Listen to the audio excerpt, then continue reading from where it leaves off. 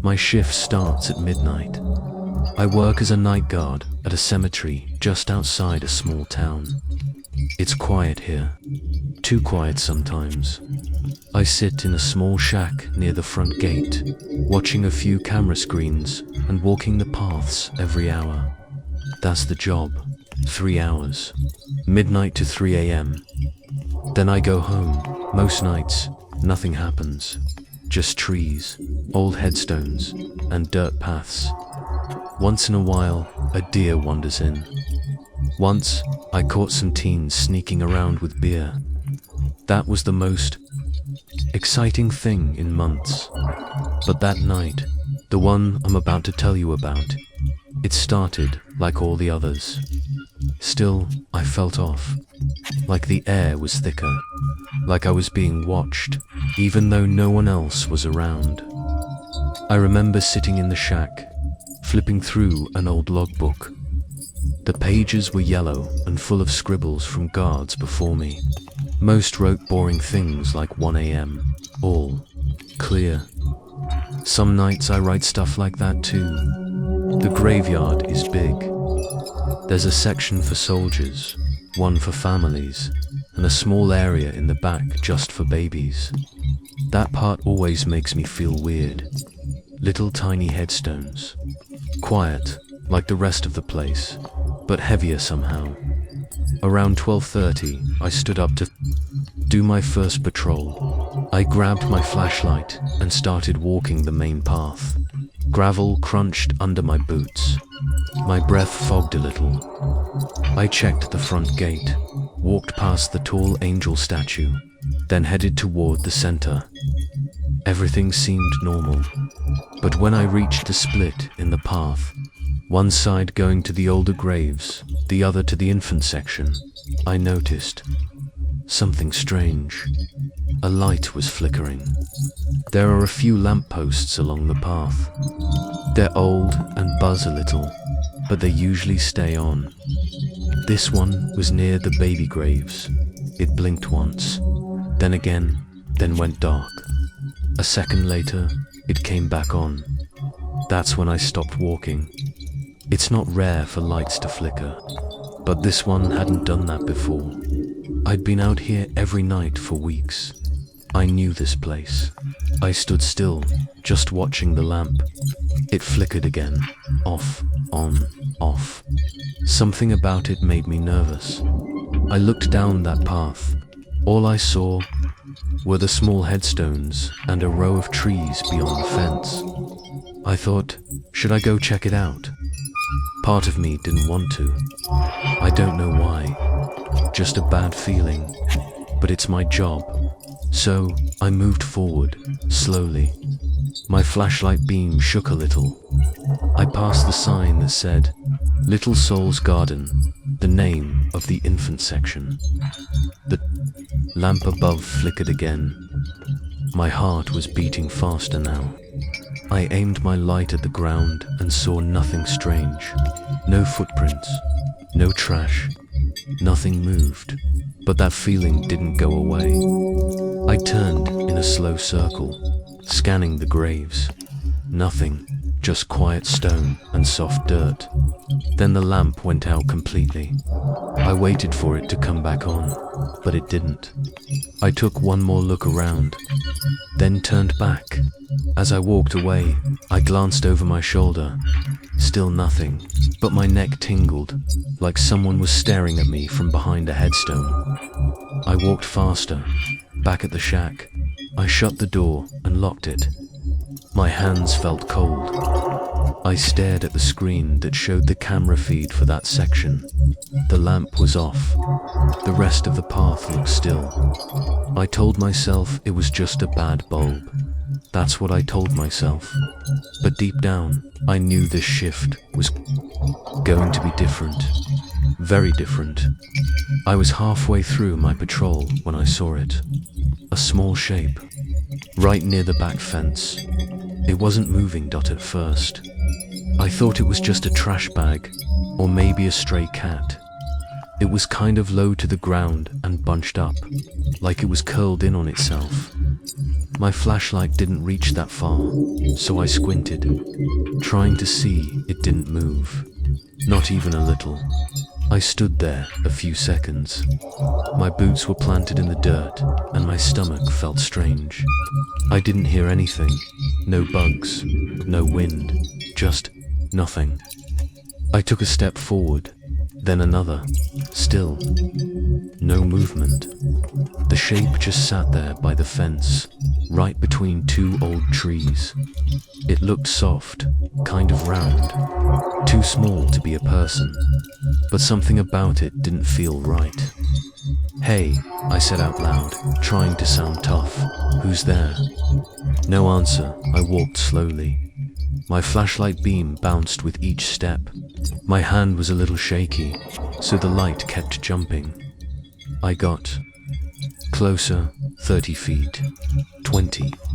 The shape was still there, but then something weird happened. Right when I got about 10 feet away, it was just gone. Like blink, dash, and dash. It's dash gone. I froze. There was nothing there now, just the patch of grass. By the fence, nothing ran off. I didn't hear any footsteps, didn't see anything move. It just vanished. What the hell? I muttered. I moved my light across the area. Nothing. Just trees and dirt. But then I saw the footprints. Tiny ones, small enough to belong to a child. They were pressed into the soft dirt, leading away from the fence, right toward the infant. Graves. I crouched down. The footprints were fresh, not deep, like someone running, more like careful, slow steps. I followed them with my eyes. They went straight to a little grave with a stone bunny on top. The same grave I had seen earlier, the one with the flickering light nearby. My heart was pounding now. I wasn't breathing right. I stood up fast and looked all around me. Nothing, just graves. But I felt it, that feeling like something was behind me, staring at me. I spun around. Still, nothing. I touched the radio clipped to my chest. "Dispatch, you there?" I said. My voice cracked a little. No answer. Just a soft, static hum. I waited. Still nothing. I pressed the button again. "Dispatch, come in." Then the static changed. It hissed in my ear, then stopped, then started again. A voice came through, but not clearly. It was soft, too soft, like a whisper underwater. "He's still there." "What? Say again," I said. "Repeat that." But it cut off, just dead air. I stood in the middle of the path, frozen. That whisper didn't sound like anyone I knew. It didn't even sound like it came from this world. It made my skin crawl. I looked down again at the footprints. They were still there. They led from the fence, but not back the way I came, only toward the graves. I backed up, 1 step, 2 steps. Then I turned around and walked fast. Not quite running, but close. Back at the main path, I stopped and took a deep breath. "Okay," I said out loud, like I was talking to myself. Could be a fox, could be the wind, could be anything. But I didn't believe it. Foxes don't vanish without a sound. Foxes don't leave perfect little footprints heading straight for a baby's grave.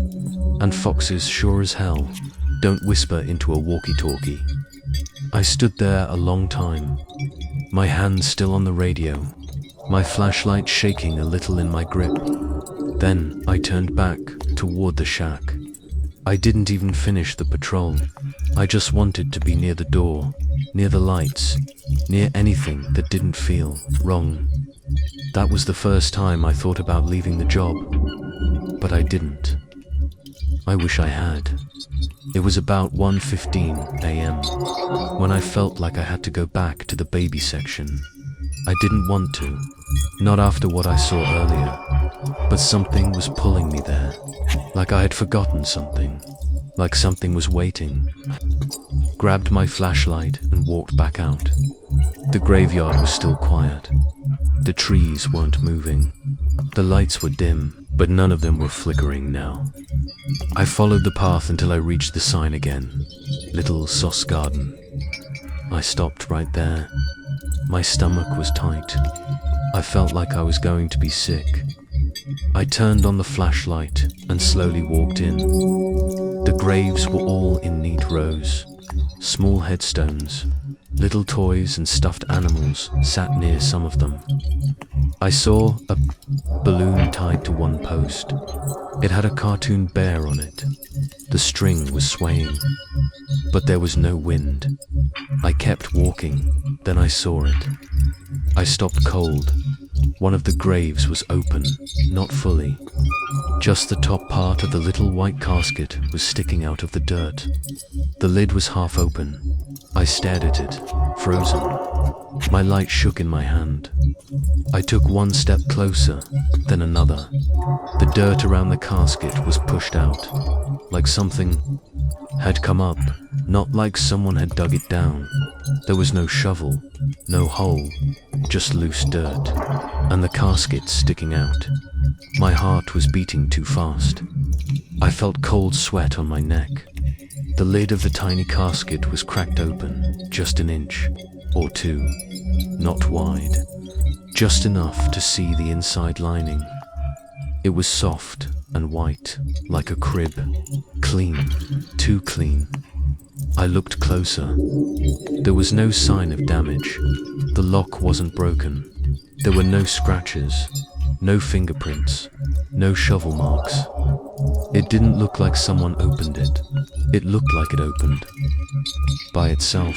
I took a step back and grabbed my radio. "This is Post 1, I said, trying to keep my voice steady. "We have an open grave, infant section. I repeat, a casket has been disturbed. Do you copy?" "Nothing, just static." I pressed the button again.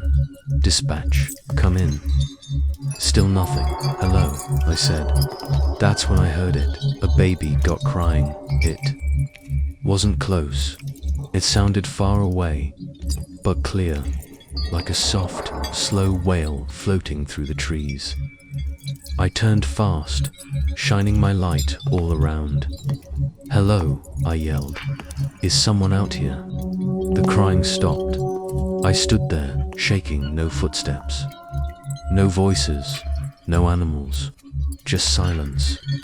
I looked back at the open casket, still open, same as before, like it was waiting for something or someone.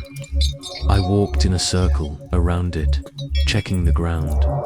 There were no footprints, not mine, not anyone else's, just that dirt, pushed out.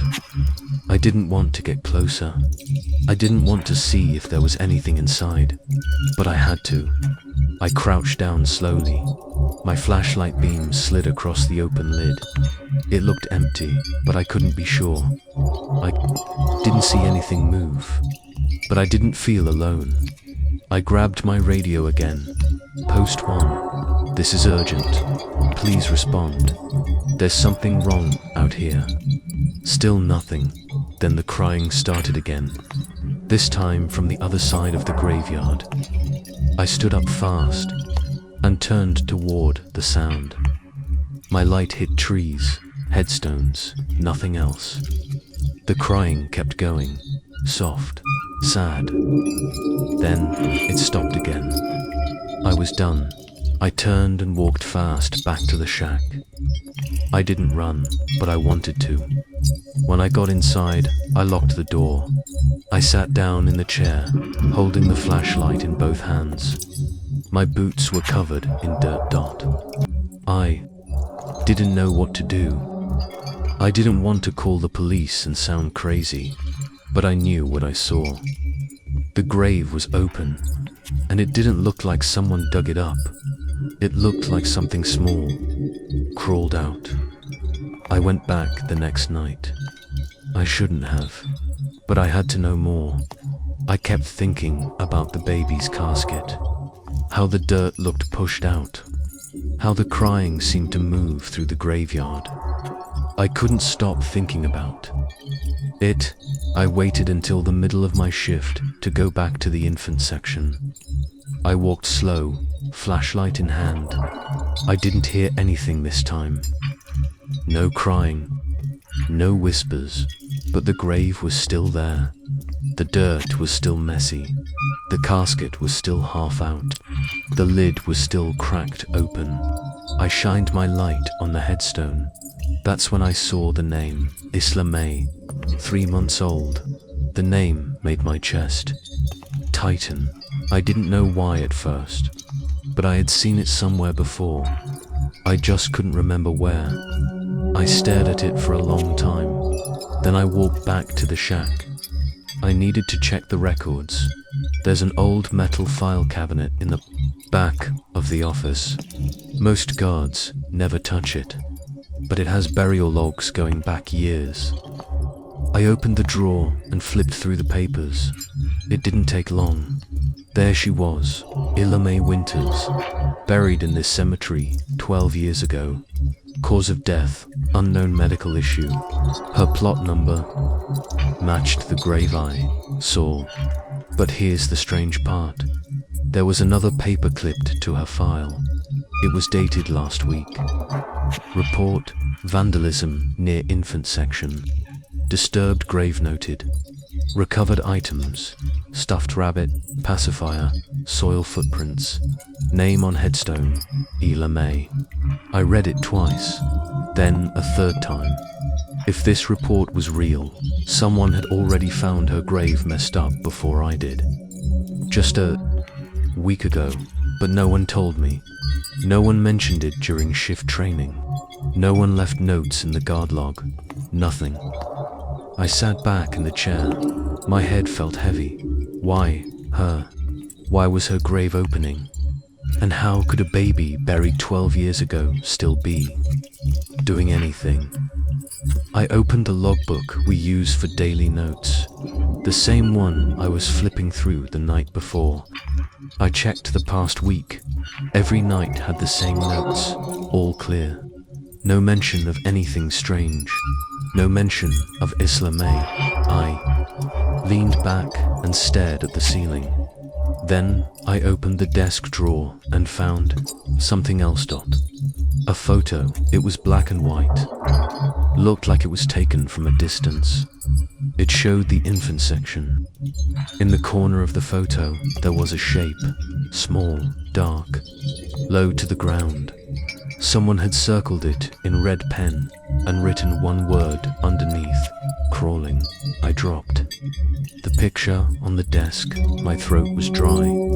I didn't know what was happening, but something wasn't right. Illa May wasn't just a name.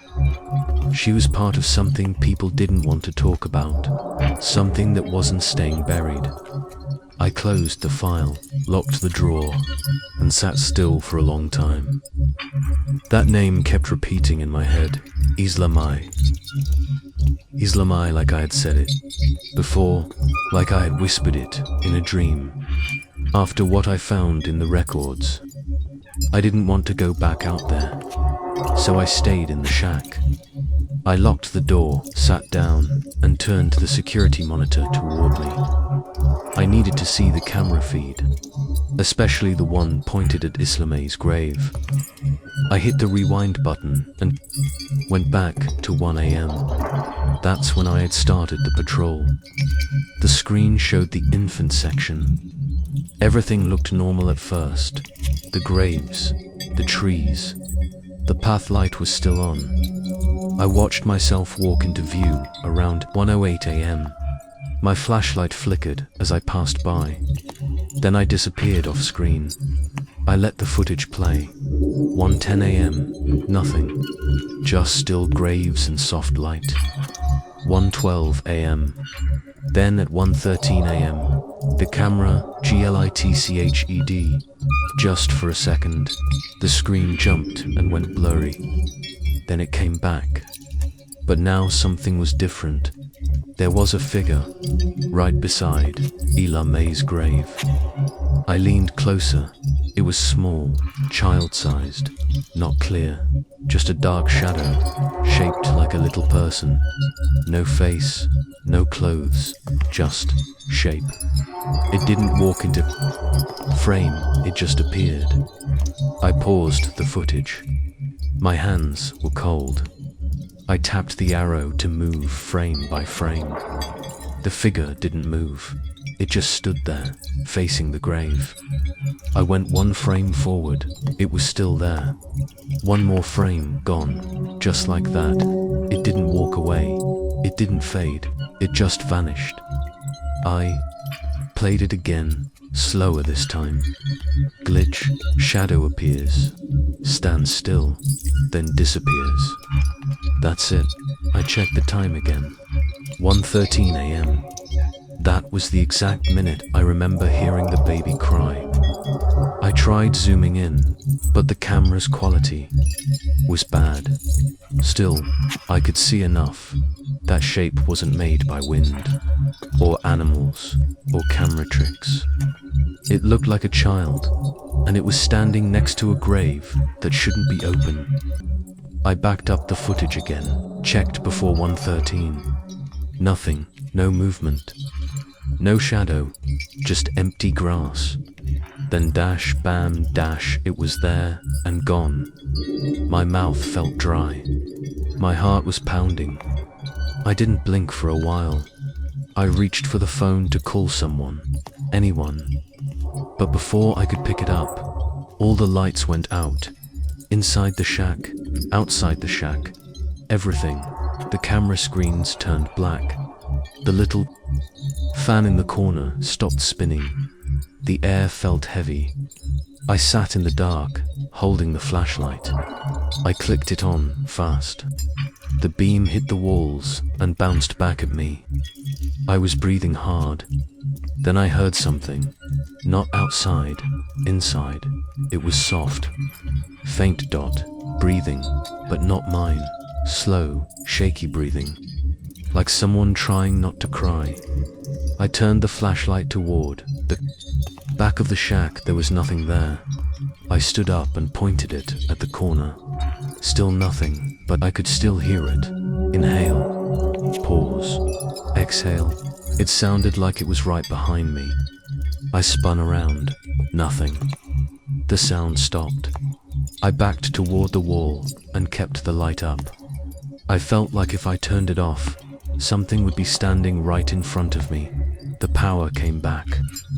On 5 minutes later, just like that, the lights flicked, then stayed on.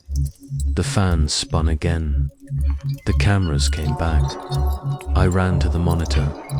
The infant section looked normal again. No figure, no glitch, no movement. I played the footage again, just to be sure. 1:13 a.m. Glitch, shadow, gone, but now, the timestamp was missing. The screen showed nothing between 1:12 and 1:14. Like that minute never happened. Like the camera didn't want to remember it, just like me. I looked at my watch. It said 2:07 a.m. That felt right. I'd been watching the camera footage. Then the power went out. Maybe 15 minutes had passed, maybe a little more. But then I checked my phone. 3:01 a.m. I stared at the screen for a long time, then back at my watch. It still said 2:07. The second hand wasn't moving. My chest tightened. Somehow, I lost almost an hour. I didn't fall asleep. I didn't sit down. I was standing the whole time. I remember hearing breathing in the shack. I remember the lights going out. I never closed my eyes, so where did the time go? I looked down at my hands. My flashlight was still there, but something was wrong. It was covered in dirt, dark smears along the handle, up near the bulb. I wiped it with my sleeve. The mud was wet. like it came from fresh ground. I stood still for a second, then looked at my boots, also muddy, the sides, the soles, caked with soil. Thick, fresh mud. The kind you get after walking through a dug-up grave. But I hadn't left the shack since I watched the video. I was sure of it, at least I thought I was sure. I grabbed the flashlight tight and stepped outside. I walked fast, toward the baby section. My legs felt shaky when I reached Isla May's grave. I stopped. The casket was no longer sticking out. The dirt was smooth. The grass was pressed down. It looked like it had never been touched, but I knew it had been. I had seen it open. I had seen the disturbed soil. I had seen the inside. Now it was closed, covered. Neat dot. I walked closer. The grave marker was the same. Isla May, -3 months old. Then I noticed something else. The top of the white casket, just above the soil line, had scratches. Not random ones. Not claw marks. Letters, 2 letters, scraped into the paint. My initials. I crouched down, heart pounding. There they were, plain as day, .J.K. My full name is Jacob Keller. Those were my initials. I didn't write them. I didn't carve them. I didn't even touch the casket, at least. I don't remember doing it. But the mud on my flashlight, the dirt on my boots. Did I leave the shack without knowing? Did I walk back here? Did I touch the casket? Did I dig? Looked around. Everything was quiet. No movement. No sound. I stood up, my hands shaking. This doesn't make sense, I said out loud. My voice sounded small. I backed away from the grave, step by step. My mind was racing. Was I sleepwalking? Did I black out? Or was it something else? Something using me? I looked at the scratches again. They were deep, not quick marks. It would take time to do that. Maybe minutes, maybe more. I had no memory of it, but it was there proof that I'd done something, or something had used my hands to do it. I turned and walked back to the shack, fast. I didn't run. I wanted to, but my legs felt heavy. Inside, I slammed the door shut and locked it. I sat down, trying to breathe, normal. I checked my watch again, still stuck at 2:07 a.m. The phone said 3:14. Now I had lost more time. I looked down at my hand. My nails had dirt under them. My heart sank. What else had I done? Was I even alone in my own body?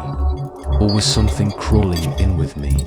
Something old, buried, and angry. I stared at the monitor screen. The grave looked peaceful, perfect, but I knew better now. Peace doesn't last long here. Not after 3 hours. I went back to the shack. I didn't want to be out there anymore. Not after what I saw at the grave. Not after seeing my own initials scratched into the casket. I locked the door behind me and sat down in the chair. My hands were dirty. My boots still had mud on them. I kept staring at the floor. Then I noticed something strange. There was a door, right there, in the back wall of the shack. I stared at it for a long time. I was sure it hadn't been there before. I've worked in this shack for weeks. That wall was always blank, just a coat rack and a shelf with some tools. But now, there was a wooden door. Closed, no sign. Number, handle .just. There, I stood up and walked toward it. My flashlight beam shook as I moved it over the surface. The wood looked old, dry, like it had been there for years. But that wasn't possible. I reached out and touched it. It creaked, then. Slowly, it opened on its own. Behind it was a small room, very small, maybe the size of a closet. No windows, no lights, just dark. I stepped inside. The smell hit me first. Baby powder and something else, like dust and something sweet but rotten. I held the flashlight up. There was a crib in the center of the room. It looked old but clean. A little mobile hung above it, the kind with stars and clouds. It was moving slowly, like it had just been touched. I turned the light. The walls were covered in handprints, small ones, hundreds of them, all over the walls. Some were high, some low, some overlapped. All of them were tiny. I backed up a little, but then I saw something else. On the floor, near the back corner, sat a doll. It was old, the kind with glass eyes and a soft cloth body. Its face was turned toward the wall. One arm was bent behind it. It looked like someone had just dropped it there. I stepped closer. Around the doll's wrist was a plastic band, a hospital tag. I bent down and held the flashlight on it. It said, May Winters. My chest got tight. I felt like I couldn't breathe. I didn't move. I just stared at the tag. Then I heard it breathing. Not mine, slow, deep, like someone. Standing right behind me. Inhale, exhale, inhale. I didn't want to turn around. I couldn't. The air in the room felt heavy now, like the walls were closing in. The breathing didn't stop. It wasn't fast or angry. It was slow, calm, like someone was watching me, waiting. My hands started to shake. The flashlight flickered once. I still didn't turn. I just stepped backward, one step at a time. The breathing got softer, like it was getting farther away. When I stepped out of the room, the door swung shut behind me. I jumped and turned.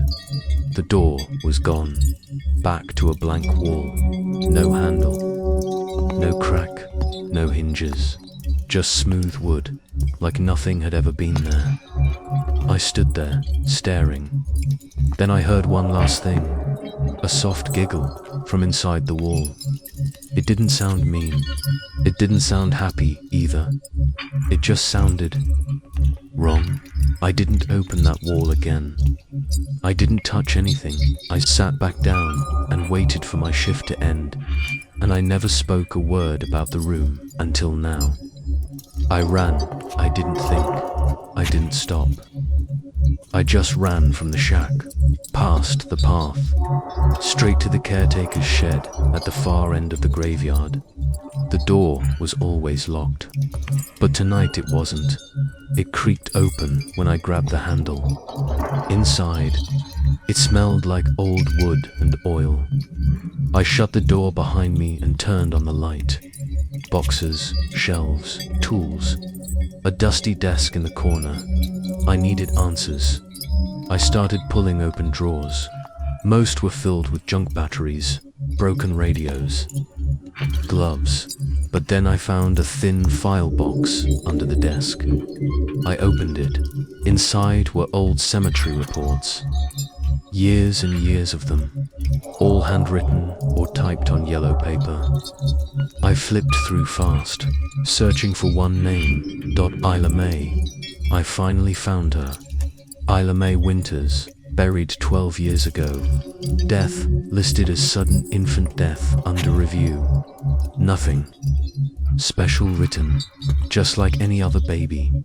But then I saw a second report, paper-clipped to hers. It wasn't typed. It was written by hand. Sloppy, fast.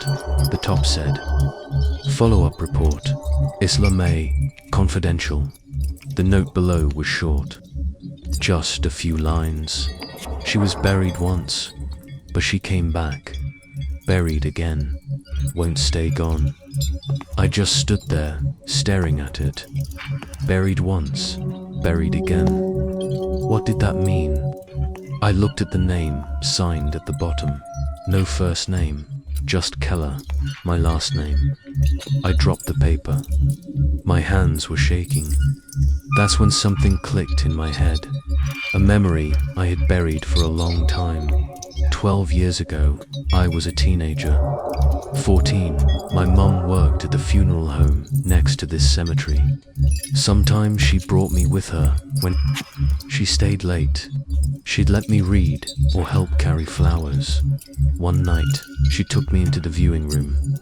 There was a tiny white casket on the table, flowers around it, a baby inside.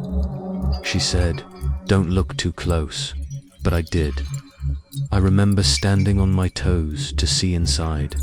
The baby was still, wrapped in a pink blanket, little hands folded over her chest, and her eyes. Her eyes were open, not wide, just a crack, but open. I thought maybe they forgot to shut them. I was too scared to say anything. That baby was Isla May. I remember the name on the tag. Later that night, someone said there was a problem with the burial. Something about the body not staying in the right position. They buried her anyway now.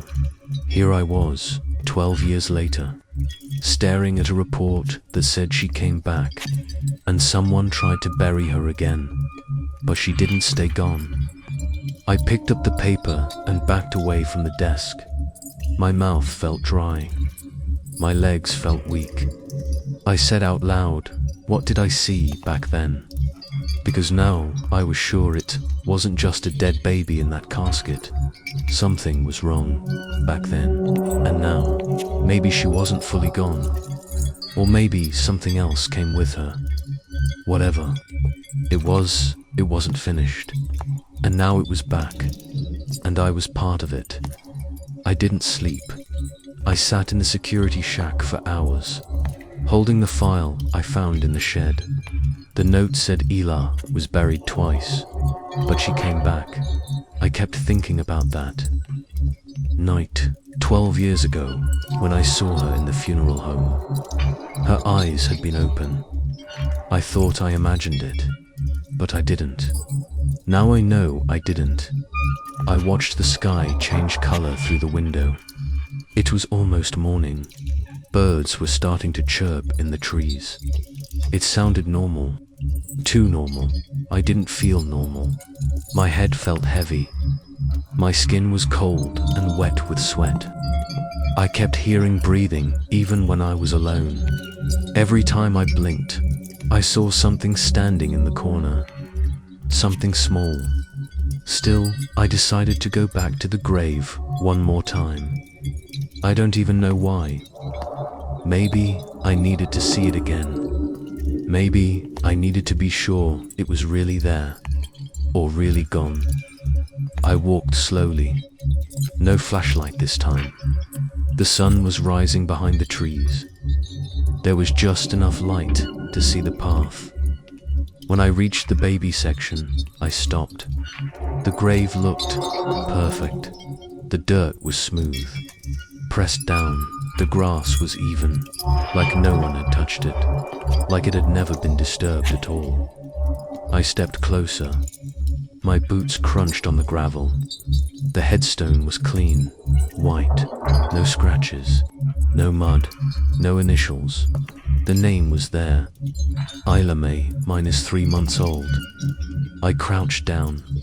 The ground didn't look like it had been dug up. The casket wasn't showing anymore. No marks, no footprints. Nothing. It looked like nothing had happened. But I knew it had. I stood there, staring at the grave. Did I do it? I whispered. I wasn't sure anymore. I looked at my hands. They were still dirty. My nails still had dirt under them. My shirt had a faint white dust on the front. I smelled it, without thinking. Baby powder. My stomach turned. I backed away and looked. Around. No one was out here. No one ever came this early. I was completely alone, but it didn't feel like that. Every few seconds, I felt something at the edge of my vision, like a shape moving just behind the trees. I kept turning fast to catch it, but nothing was there. I turned back toward the grave. I don't know how long I stood there. Maybe 5 minutes, maybe more. I just didn't want to move. I didn't want to leave her alone again, but I had to. My shift was over. The sun was up. The grave was quiet. I turned and walked back toward the shack. Each step felt heavy. My head was full of noise. Memories, footsteps that didn't sound like mine. Breathing I couldn't explain. Dirt under my fingernails. That tiny plastic hospital. Tag with her name on it. I made it back to the shack, grabbed my things, and stood at the door. I paused, then I whispered something I didn't expect to say. I buried her myself this time. I stopped, then added, but I don't think she wanted to go. And I meant it. Something about that grave still felt open, even if I couldn't see it. I was hired to babysit a child that doesn't exist in daylight. Some babysitting jobs seem simple. Watch the kid, keep them safe. But this next job, the child only appears when the sun goes down. I found the ad online late one night. I was broke and looking for a quick job. College was draining me, and I needed money fast. The ad wasn't like the others. It didn't even say the kid's name or the parents' names. Just overnight babysitter needed. 8 p.m. to 6 a.m. Hi. Pay, quiet child. Must be okay with unusual hours. It seemed weird, but the pay was $300 a night for 10 hours of sitting in a house while a kid slept. I couldn't say no. I sent a quick email. A few minutes later, I got a reply. Job is still open. Come for a trial shift tonight. 7:30 p.m. Drive. Ask for Mr. or Mrs. Alden. That fast. No phone call. No interview. I should have said no. I know that now, but I didn't. That night, I pulled up to the house. It was a nice 2-story place on a quiet street. The porch light was on. Everything looked normal. I rang the doorbell. After a few seconds, a woman answered. Mid-40s, neat hair, calm face. She didn't smile. You're here for the job, she asked. Yeah, I started. No names, she said. Just come in. I paused, but stepped inside. The house was clean, too clean. Like no one really lived in it. Didn't see toys or family photos. Just blank walls and nice furniture. Her husband stood by the stairs. He nodded at me, but didn't speak. The woman handed me a folded sheet of paper. Read the rules, she said. I opened it. The list was short. Do not go into the nursery before dark. Keep the hallway door closed until 8 p.m. Do not open the curtains in the nursery. Do not try to wake the child. Stay downstairs after 3 a.m. Is this a joke? I asked. She shook her head. Follow the rules. We'll be back before sunrise. Can I ask? She cut me off. You'll be paid in cash. If you leave before the shift ends, no pay. Understood? I nodded slowly. She walked to the door. Her husband opened it. Right before she left, she turned and looked straight at me. You don't need to speak to him. Just make sure the house stays quiet. Then they were gone. I stood in the hallway holding that paper. I almost left. Something felt off. Like I had just walked into a place where I didn't belong. But I needed the money. I made myself a cup of tea and sat in the living room. Nothing happened for the first hour. No sounds, no crying, no lights from upstairs. At 8 p.m., I heard a soft click. I walked to the hallway. The door at the end, the one that had been locked, was now open. I stepped closer and peeked up the stairs. At the top was a long hallway at the end of it. A door stood open, just a crack. The nursery. I didn't go in.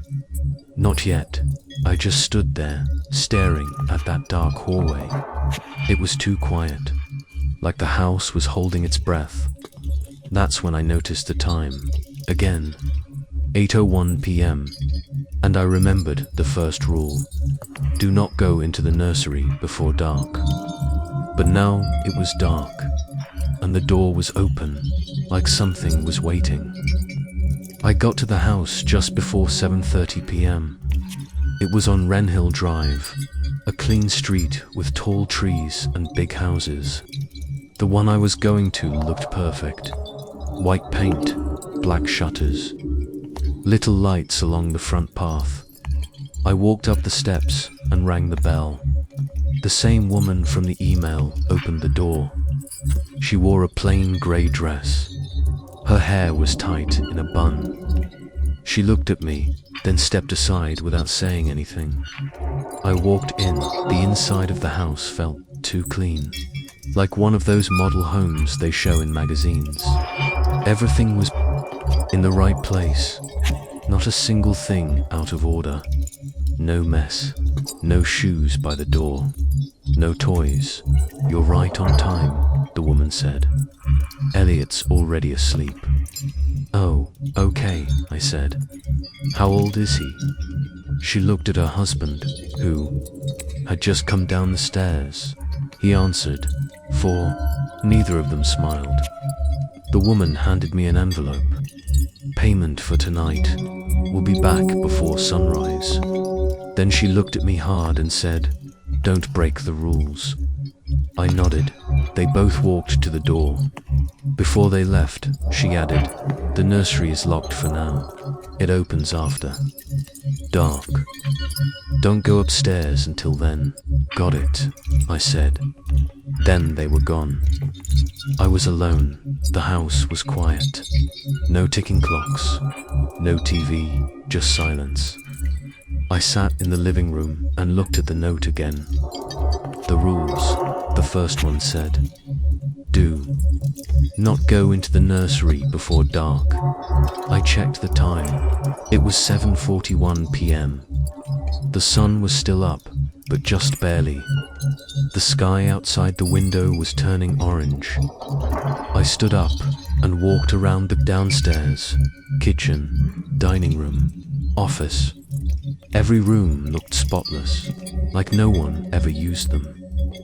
I didn't see any family pictures, no drawings on the fridge, number, signs that a kid lived here at all. But the weirdest thing, the shadows. They were long, too long, like the sun was already gone, even though I could still see light outside. Every corner of the house looked a little darker than it should have been. I checked the hallway. A door at the end led to the stairs. That door was closed. I walked up to it and put my hand on the knob. Locked. I leaned in and listened. Nothing. No breathing. No crying. Just stillness. I checked the clock again. 7:55 p.m. 5 minutes. I sat back on the couch and waited. I tried watching a video on my phone, but the signal was bad. It kept buffering. I gave up. I kept glancing at the hallway door. At exactly 8 p.m., I heard it click. I looked up. The door at the end of the hallway had unlocked. I didn't move. I just sat there, staring. I felt cold, even though the room, WASN, single quotes to something about that click, felt wrong. Like I wasn't alone anymore.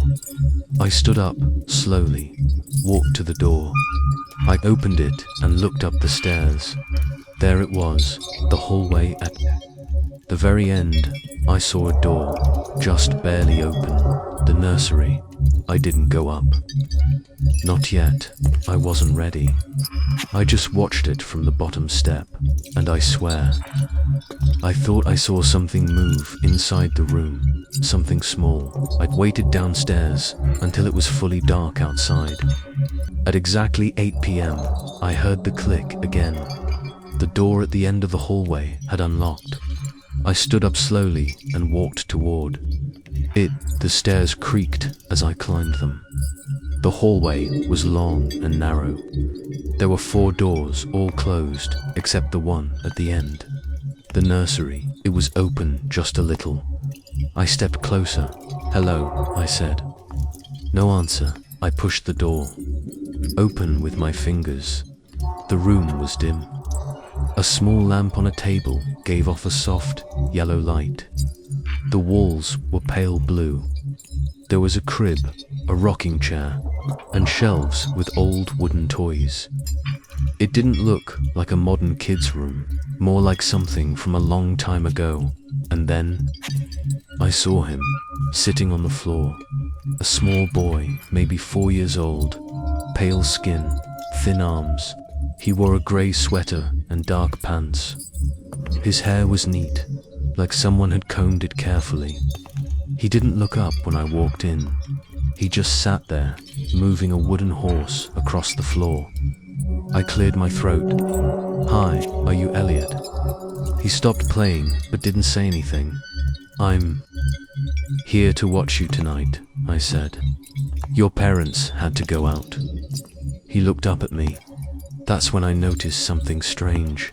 His eyes were wide open, too wide, and he didn't blink. Not once. He just stared. "Do you want anything?" I asked. "Water? A snack?" Still no answer. I took a step closer. His eyes followed me, but his head didn't move. His face stayed still. I sat down on the floor across from him. He placed the wooden horse on its side and looked at it for a while. Then he finally spoke. "Do you hear it?" I blinked. "Hear what?" He pointed to the window. "The tapping." I looked. The curtains were drawn, just like the rules said. I walked over and listened. Nothing. "I don't hear anything," I said. He shook his head. "You will." I backed away from the window. "Do you sleep here every night?" I asked. "No," he said. "Where do you go?" He looked at the floor. "I don't know." I didn't know what to say to that. He started playing again, this time with a small wooden train. The wheels squeaked as he rolled it over the rug. I watched him. He didn't hum. He didn't laugh. Just stared at the toy, like he was thinking about something far away. I checked the time. Only 8:25 p.m. It felt like hours had passed already. I tried to stay calm. I reminded myself, it's just a kid. He's a little weird, but he's just a kid. But something felt wrong. His skin was too pale. His hands were cold when I helped him stand. And the whole time I sat with him, he never blinked. Not once. I went back the next night. Same time, same rules. At 8 p.m., the hallway door unlocked. The nursery door opened again, and Elliot was inside, sitting on the floor like before, playing with the same wooden horse. He didn't say hello. He didn't even look at me. I sat down across from him. "Hi again." He slowly turned his head and stared at me, then said, "You came back." "Yeah, I guess I did," I said. We sat in silence for a bit. I watched him play. He didn't blink, just like the first night. Then he looked at me and said, "It's safer when the sun is gone." "What do you mean?" I asked. He didn't answer. He just picked up a small block and stacked it on top of another. I frowned. "Is there someone else here?" Elliot nodded. Double quotes, "who?" Still no answer. That night, I stayed upstairs a little longer.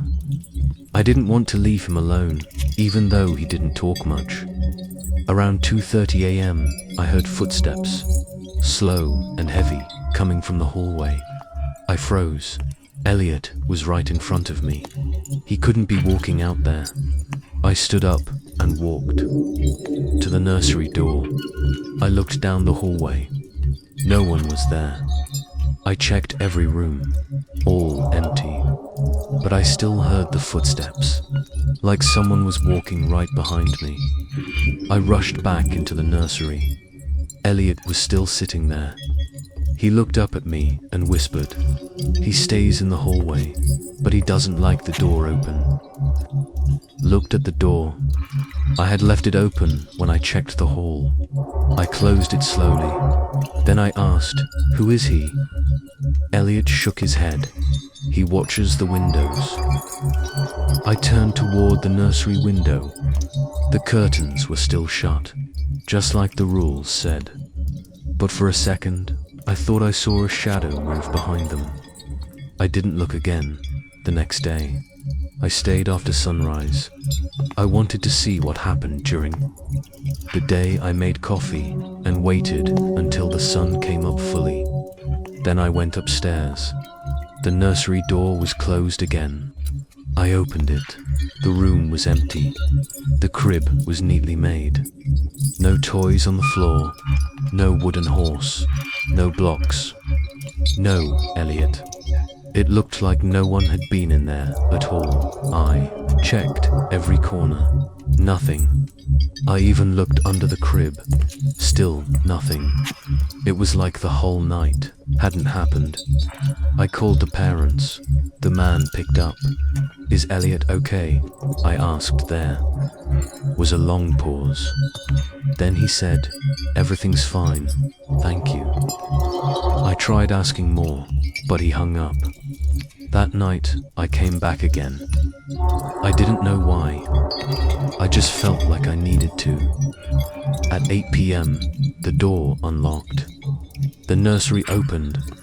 Elliot was there again, sitting in the same spot. I sat down and asked, "Do you remember what we talked about?" He nodded. Then he leaned forward and said, "Don't open the window." I stared at him. "Why not?" he whispered. "Because he'll see you." "Who?" I asked. Elliot didn't move. He just said, "The one who waits. He doesn't like new people, especially when they stay too long." My stomach dropped. What happens if I stay too long? I asked. Elliot looked down at the floor, then said, "You fade." I didn't ask anything else after that.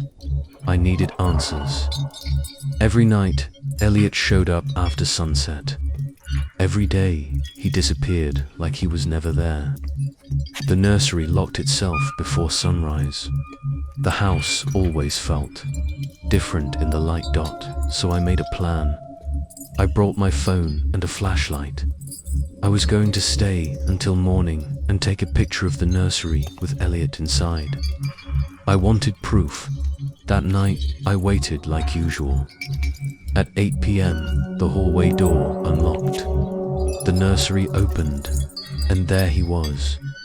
Elliot sat in the middle of the room, playing with a red wooden car. He didn't look up when I came in. I sat beside him. "Can I take your picture?" I asked. He didn't answer. "I just want to remember you." Still nothing. Just slow rolls of the car across the floor. I lifted my phone and took a picture. The flash went off. Elliot flinched. "Don't do that," he said. His voice was soft. "Sorry," I said quickly. "I won't do it again." He stared at me for a long time. Then he said, "The flash brings attention." "From who?" I asked. He whispered, "From the one behind the wall." I didn't like that. I looked at the picture. Elliot wasn't in it. The room was empty, just the rug and the car on the floor, but I had taken it while he was right there. I tried again. No flash, same thing, empty room. I looked at him. "Why don't you show up?" I asked. He didn't answer. I stayed awake all night. Elliot didn't talk much. He just played or sat still. At 3 a.m., he crawled into the crib and pulled the blanket over his head by 4 a.m. The house felt heavier, like something was pressing down on it. I sat near the door, holding my phone tight at 5:45 a.m. The sky outside started to turn blue. I heard a soft sound click and turned to the hallway. The nursery door had swung shut. I jumped up and tried to open it. Locked. Elliot. I said, "Are you in there?" No answer. I ran down to the kitchen, grabbed a butter knife, and came back. I stuck it in the door frame and pushed. The lock popped. I opened the door. The room was empty. No crib, no toys, no rug, just for plain walls. And a wooden floor. It looked like no one had ever lived there. I checked my phone again. The pictures were still blank. Just the empty room. I stepped inside, confused. Then I noticed something. One corner of the wall had a rip in the wallpaper, a small piece hanging loose. I pulled on it. The paper peeled away easily. Underneath were old lines drawn in pencil, symbols I didn't know, circles with slashes, shapes that didn't look normal, and in the middle, written in big, shaky letters, "He's not supposed to be seen." I stared at it. That's when I heard something behind the wall, scratching, slow and light. I backed out of the room.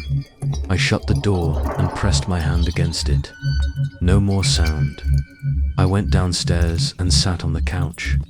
I didn't even blink for a long time. The pictures, the drawings, Elliot disappearing.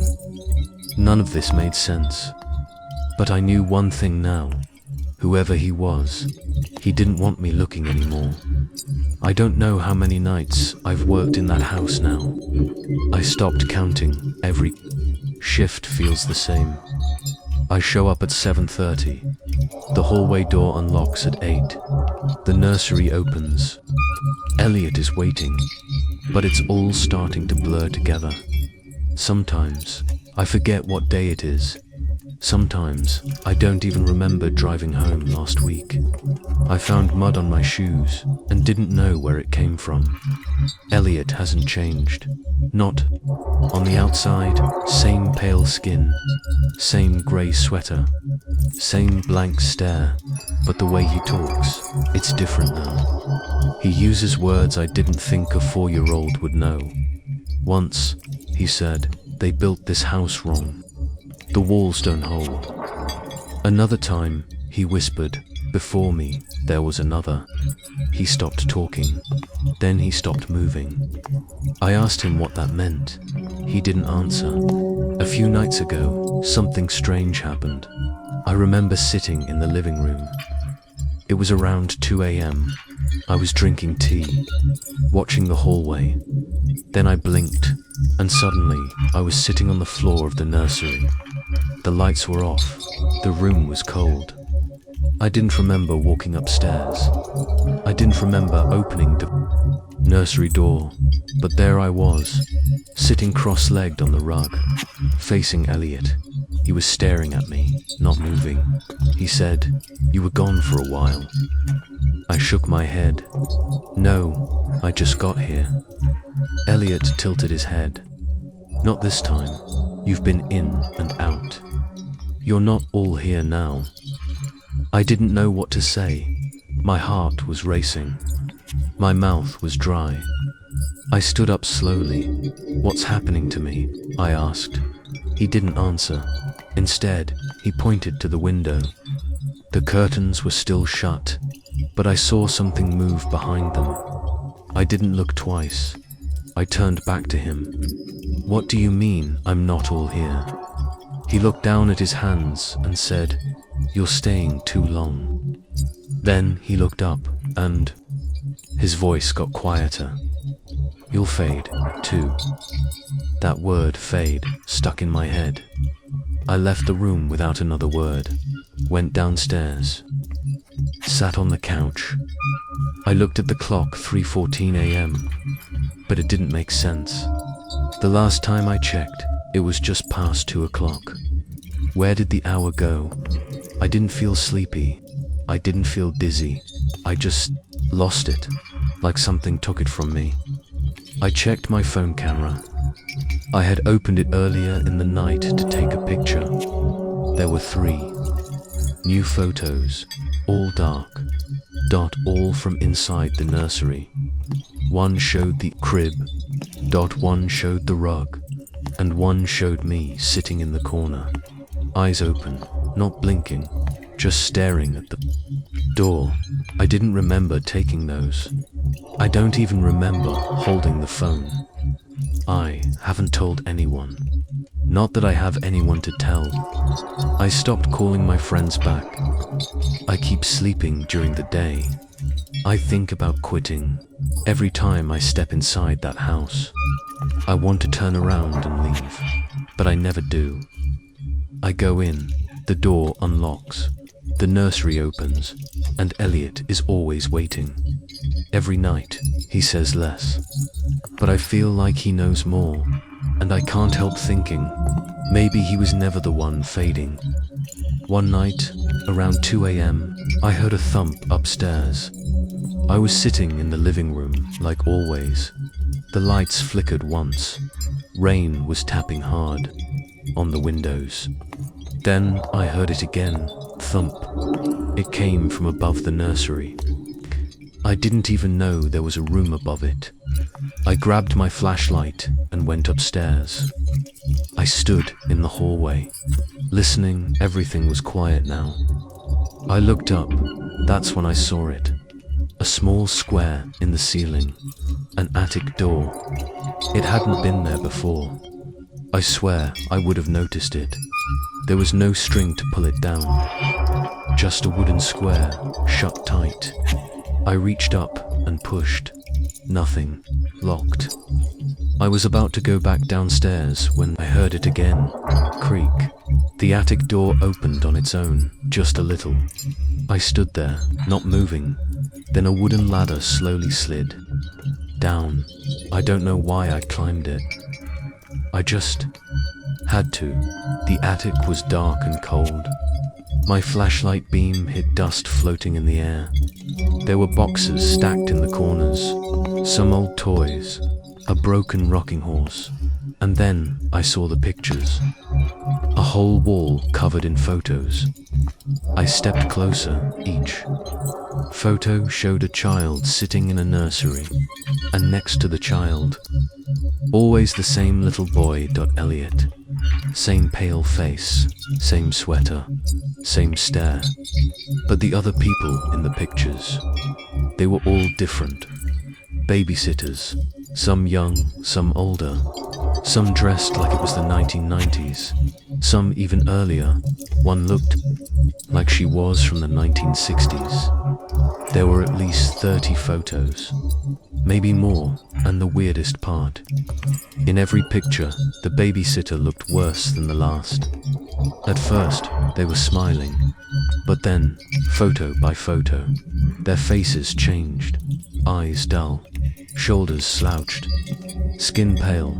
The last few didn't even look alive, just empty, like something had been pulled out of them. I took one off the wall, looked at the back in faded pencil. It said, Mara stayed 5 weeks. Another one said, Gina stayed 8 weeks. Then I saw one with no name, just a date, written very small. Last seen, October 12th. That was today's date. I dropped the picture. My hands were shaking. I turned to leave, but the attic door slammed, shut behind me, pitch black. I turned the flashlight around the room fast. Nothing moved, but I felt something in there, like someone was watching me from the dark. Then I heard footsteps, slow. From below the attic, Elliot's voice floated up. You weren't supposed to come up here. I banged on the attic door. Let me out. No answer. I kicked and pushed until it opened. I climbed down the ladder fast and slammed it shut behind me. Elliot was standing in the hallway, looking up. No emotion, no blinking. You looked at the wall, he said. I stared at him. Who are they? The others in the pictures. Who are they? He didn't answer. Instead, he asked, how many weeks has it been for you? I opened my mouth to speak, but I couldn't remember. Not the number, not the days, just shadows and quiet. I decided I was done. That morning, after what I saw in the attic, I told myself I was never going back. I didn't care about the money. I just wanted out. I waited until sunrise. The nursery door was locked again. The house was quiet, like always. I grabbed my bag and left. But something felt strange. The street looked off, too quiet, too still. I didn't see any neighbors, no cars, no birds, just silence. I got in my car and drove home. The first thing I did was try to call the parents. The number they gave me didn't work anymore. Just a flat tone and a message that said, "This number is not in service." I checked my call history. Their name wasn't saved, just unknown. I went online and searched the address. Nothing. The house didn't show up on any map. No listing, no property records. It was like it didn't exist. I even looked up Olden. Family, Wren Hill Drive. No results. No names. Nothing. I tried to forget. I really did. I stayed up all day, afraid to fall asleep. But sometime around evening, I dozed off on the couch. Just for a second, when I opened my eyes. I wasn't home. Anymore, I was sitting in the hallway, right outside the nursery. The door was open, and it was sunset. I stood up fast.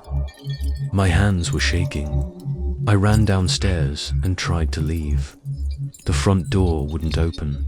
None of the windows worked. They felt painted shut. I checked my phone. No service. No clock. No apps. Just a black screen. Like the phone wasn't even real anymore. I turned and looked at the living room. The couch was gone. The pictures were gone. The whole house looked older, more worn down, like it had been sitting empty for years. I called out, "Is anyone here? I want to leave." No answer. Then I heard it, a soft voice behind me. "You came back." I turned. It was Elliot, standing at the bottom of the stairs. Same. Pale skin, same grey sweater. He smiled.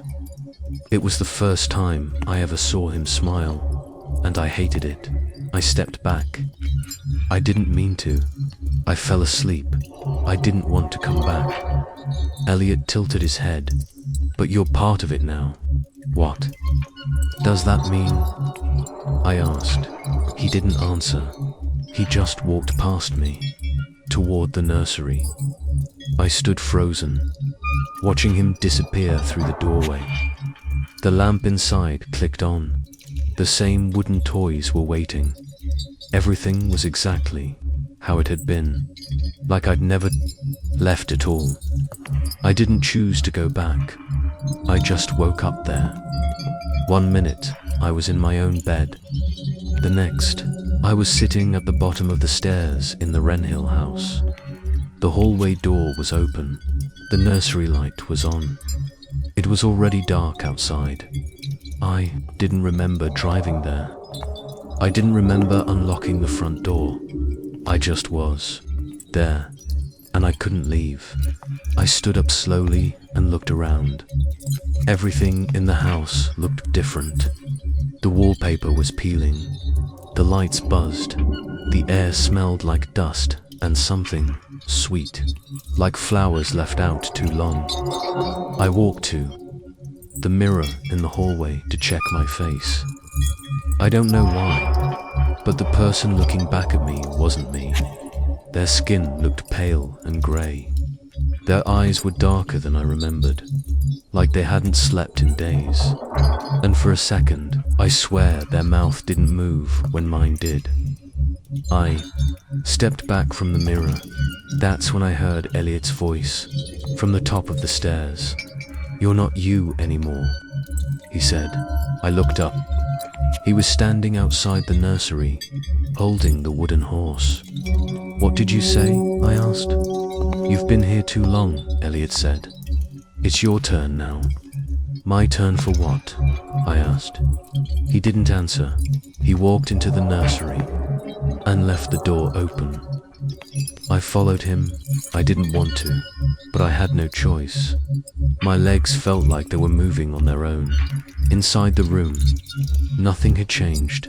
Same crib, same old lamp, same toys on the floor. But the shadows were moving, slow. Black shapes were crawling along the walls, stretching long fingers across the floor. The light flickered. "Elliot," I said. "What's happening?" He sat down on the rug. "I tried to warn you," he said. "You stayed." "I didn't mean to. You forgot to leave," he said. Then the house groaned, like it was sinking. The wallpaper started to curl at the edges. The crib creaked and tipped over on its side. The air got heavy. I couldn't breathe right. I stepped back toward the door. "Elliot, we have to go," I said. But he just stared at me. "You don't leave after the final night," he said. "You stay here until someone else comes." "What do you mean? You're the sitter now," he said. "I'll be gone soon." No, I'm not staying here," I said. "I'm leaving." But the hallway was gone. I turned around, and the nursery door slammed shut behind me. I ran to it and pulled. It wouldn't open. I hit it with my shoulder. Nothing. The shadows on the walls grew bigger, stretching higher. They started to reach toward me. Elliot stood up. His face looked older now. His eyes were darker. He walked to the crib, picked up the blanket, and folded it. Then he looked at me one last time. "You'll get used to it," he said. The lamp flickered again and went out. I woke up on the nursery floor. The room was bright. Sunlight came through the curtains. The crib was back in its place. The wooden toys were neatly lined up. The lamp was off. Everything looked normal, but something was wrong. I couldn't move at first. My arms felt heavy. My head was buzzing. I sat up slowly and looked around. I was alone. No Elliot, no shadows, no sounds at all. Just the soft creak of the house settling. I stood up and walked to the door. It was wide open. I stepped into the hallway. It felt ... off. The walls were too clean. The wallpaper was smooth again, like nothing had ever peeled away. The attic door was gone. The pictures, the symbols, all gone. I made my way down the stairs. Each step felt soft, like the house wasn't fully there. I walked to the front door. I grabbed the knob, turned it. It didn't open. I pulled harder. Nothing. "Hello," I called out. "Anyone here?" But the sound didn't come out. I tried again. No voice. No breath. Just air moving from my mouth like smoke. I ran to the mirror by the stairs. At first I saw myself. Then I didn't. My reflection started to change. My face looked pale. My eyes darker than before. My mouth hung slightly open, but I couldn't hear myself breathe. I stared at my hands. They didn't look real. They looked like wax. Then I heard it knock. Knock. Someone at the front door. I turned toward it. Another knock. I took a step forward. Through the peephole, I saw a girl, maybe 19, holding a backpack, looking nervous. She knocked again. She looked at her phone, then back at the house. She didn't see me standing there. I waved. I hit the glass. No reaction. She couldn't hear me. She couldn't see me. I backed away from the door. No, no, no, I whispered, or tried to. I didn't even know if it came out. I ran to the kitchen, opened drawers, slapped the counter. Nothing made a sound. It was like I wasn't part of the house anymore. I wasn't real. I went back upstairs. The nursery door was open. Inside, everything was the same again. The toys, the crib, the lamp. I walked in slowly. The sun was still out, but the light felt colder now. I sat down on the rug, same spot where Elliot used to sit, and I waited. A few minutes later, I heard the hallway door open. Soft footsteps came up the stairs. Then, a voice, "Hello." The girl called, "Mr. and Mrs. Alden. I'm here for the babysitting job." She walked past the nursery, didn't look inside, didn't see me sitting there, didn't hear me. She kept going, checking the rooms. I stayed still. I didn't try to get up again. I think I knew right then. I wasn't leaving, not ever. I was part of the house now, like Elliot had been, just a shadow waiting for night. Hey, sitter, no one remembers when the sun is out. I don't exist in the daylight, and soon she won't either. My fingers started typing before I sat at the keyboard. You're alone. The room is still, but the keyboard begins to click. In this next story, something else is doing the typing, and it's using your hands. I'm a writer, not a famous one, just someone who types stories for money. Articles, blogs, short fiction, whatever pays the bills. Lately, I haven't been doing so great. It started with a deadline. A small horror magazine hired me to write a 5,000-word story.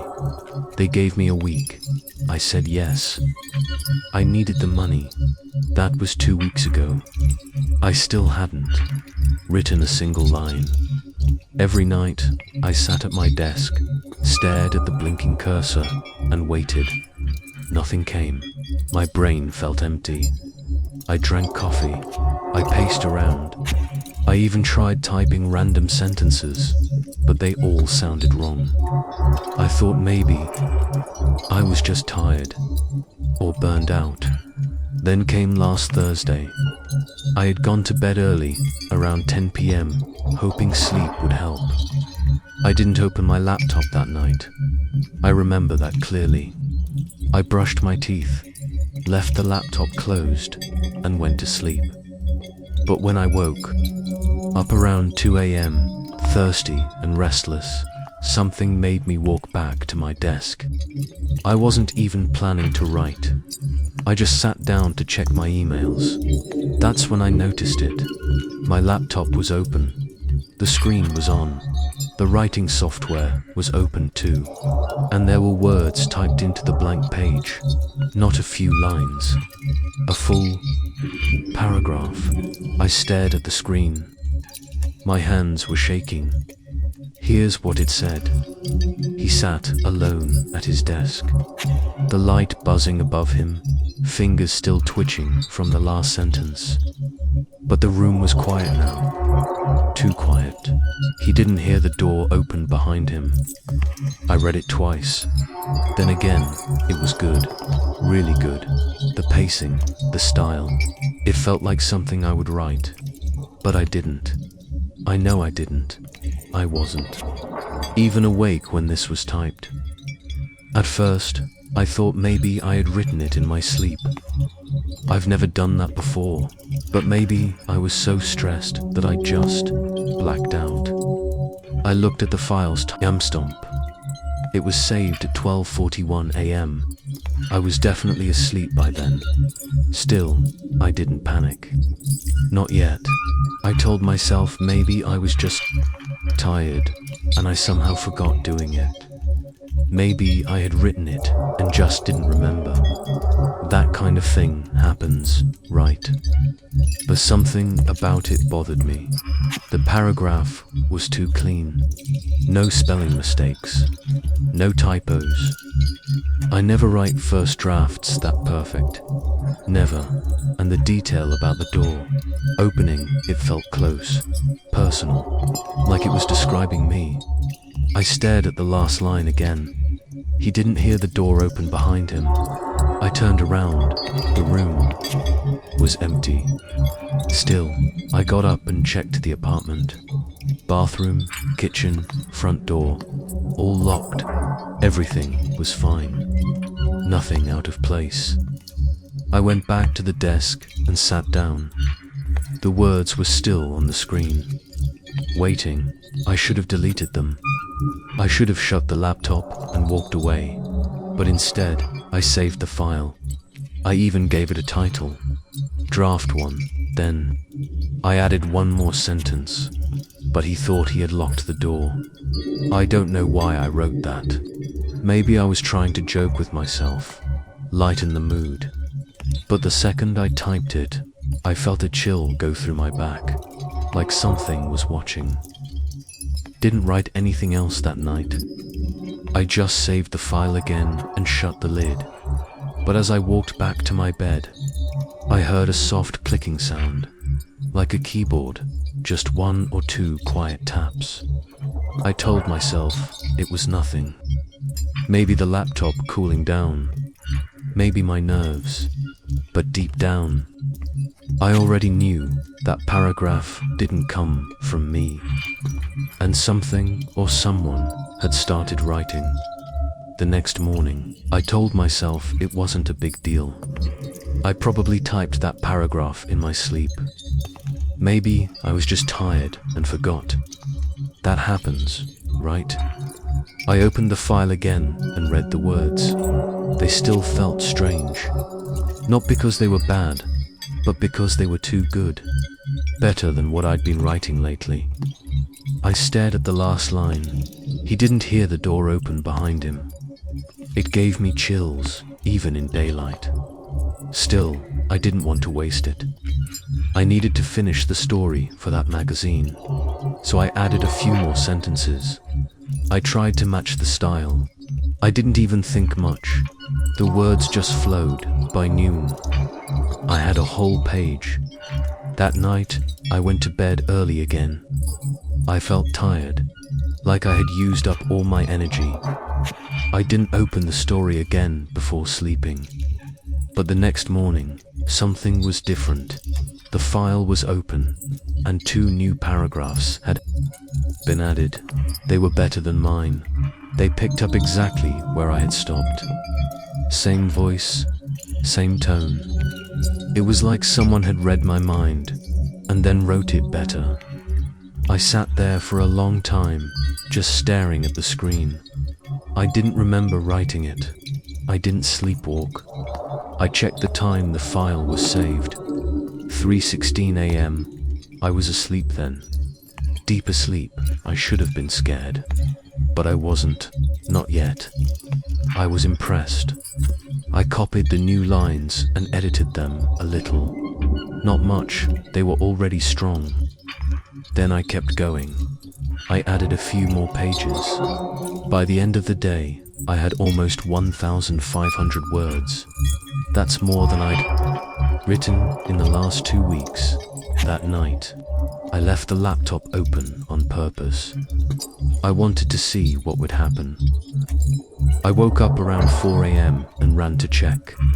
3 new paragraphs, no sound, no movement, just words on the screen. Again, the writing was good.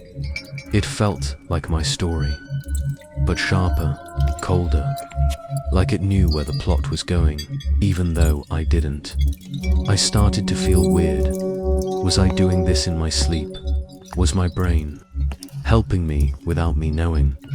Or was something else writing it? I didn't know.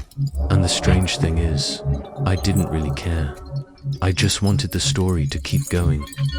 Every day, I added a little. Every night, it added more. The plot started to shift. The main character was no longer just scared. He was changing, losing control, hearing things, seeing shadows that weren't there.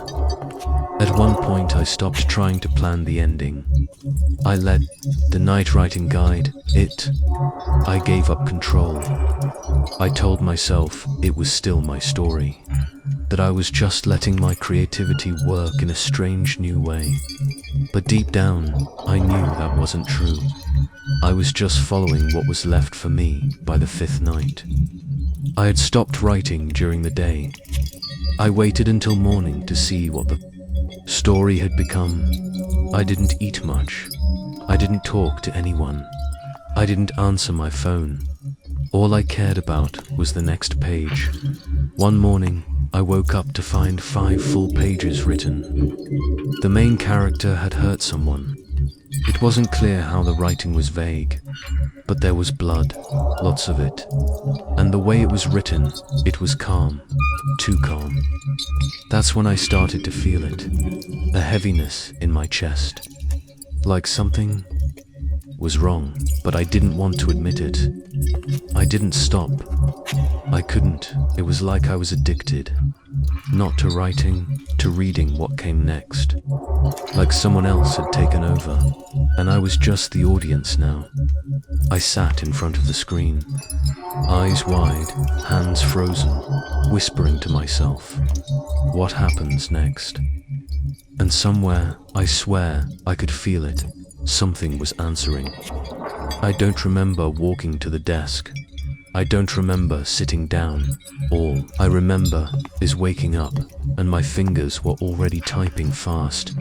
So fast, I couldn't even see the letters, just the sound of keys clacking like crazy. My hands moved on their own. My arms felt heavy, like they weren't part of me. I was wide awake. I could feel everything. My eyes were open. I saw the screen. The words showing up line by line, but I couldn't stop. I tried to lift my hands. Nothing. They kept typing. My chest felt tight. My heart was pounding. I opened my mouth to say something, but my throat was dry. I thought maybe I was still dreaming, so I looked down at my hands. They were mine, but they didn't feel like mine. They didn't shake. They didn't pause. They just typed, like they already knew what to say. The screen flashed white every few seconds as the autosave kicked in. Then more words, more letters, fast, smooth, too perfect. I saw a line come up on the screen. I'll never forget it. The knife went in quietly. The sound was soft, like cutting fruit. I blinked. What? Another line came right after. He didn't scream, he just looked up at me, confused. I tried to stand up. I couldn't. I tried to pull my chair back. My legs wouldn't move. I felt like I was locked in place, trapped in my own body, still typing, still writing, still smiling. I caught my reflection in the black corner of the screen. My mouth was curved into a grin. Not a happy one, a strange one. Crooked, wrong. I wanted to scream, then suddenly it stopped. My hands froze. I jumped back from the desk, gasping, my whole body cold and sweaty. I grabbed my hands, shaking them like they'd been burned. What was that? I whispered. I stood up. My knees were weak. I walked to the bathroom, splashed water on my face, then came back. The document was still open. The title said, Chapter 9. I hadn't written 9 chapters, only 5. I scrolled back to the top of the page. It was full, over 1,000 words. I sat down slowly, reading the first line. The hallway was dark, but I knew where he was hiding. I could hear his breath. Behind the door, I read more. Each paragraph was about a man sneaking into a house, finding someone inside, following them, watching them sleep, then killing them. The words were sharp, cold, no fear, no regret, just detail, like someone describing a job. I scrolled down. The last sentence stopped me cold. I took off the gloves and placed them under his bed. He won't find them for a while. My stomach dropped. The room spun.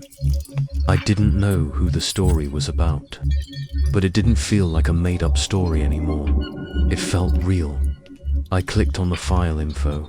The time said 3:42 a.m. That was 10 minutes ago. I didn't remember writing any of it, but my hands had done it, right in front of me. And now, I couldn't tell if the story came from me or something else. I saved the file. Then I shut the laptop. I didn't sleep the rest of the night. I just sat there, staring at my hands, waiting to see if they would move again. I don't know why I did it. Maybe I was curious. Maybe I was scared. But one morning, after the story had grown to over 20 pages, I started reading it all from the beginning. I wanted to know what it was really about. At first, it seemed like a normal horror story. A man alone, hearing things, seeing things, slowly losing his mind. Nothing new. But then I noticed something weird. The main character, the way he thinks, the way he talks, it felt like me. Like, exactly like me. He drinks the same coffee I do. He eats plain toast for breakfast. He wears the same kind of hoodie I wear every day. That's not a big deal, right? Could be anything. But it kept getting worse. In one part, he looks out the window and watches the neighbor walk her dog. That's something I see every morning. The woman in the story even has the same yellow jacket as my real neighbor. I kept reading. Another scene talks about the man going to a small corner store with green walls and a flickering sign.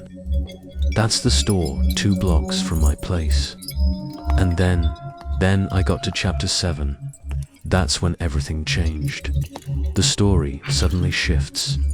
The main character hears about someone going missing. A woman, it says. She never made it home from work. Her phone was found in the parking lot. I sat up. That sounded familiar, too familiar. I opened a new browser tab and searched the name from the story. Rena Harlow.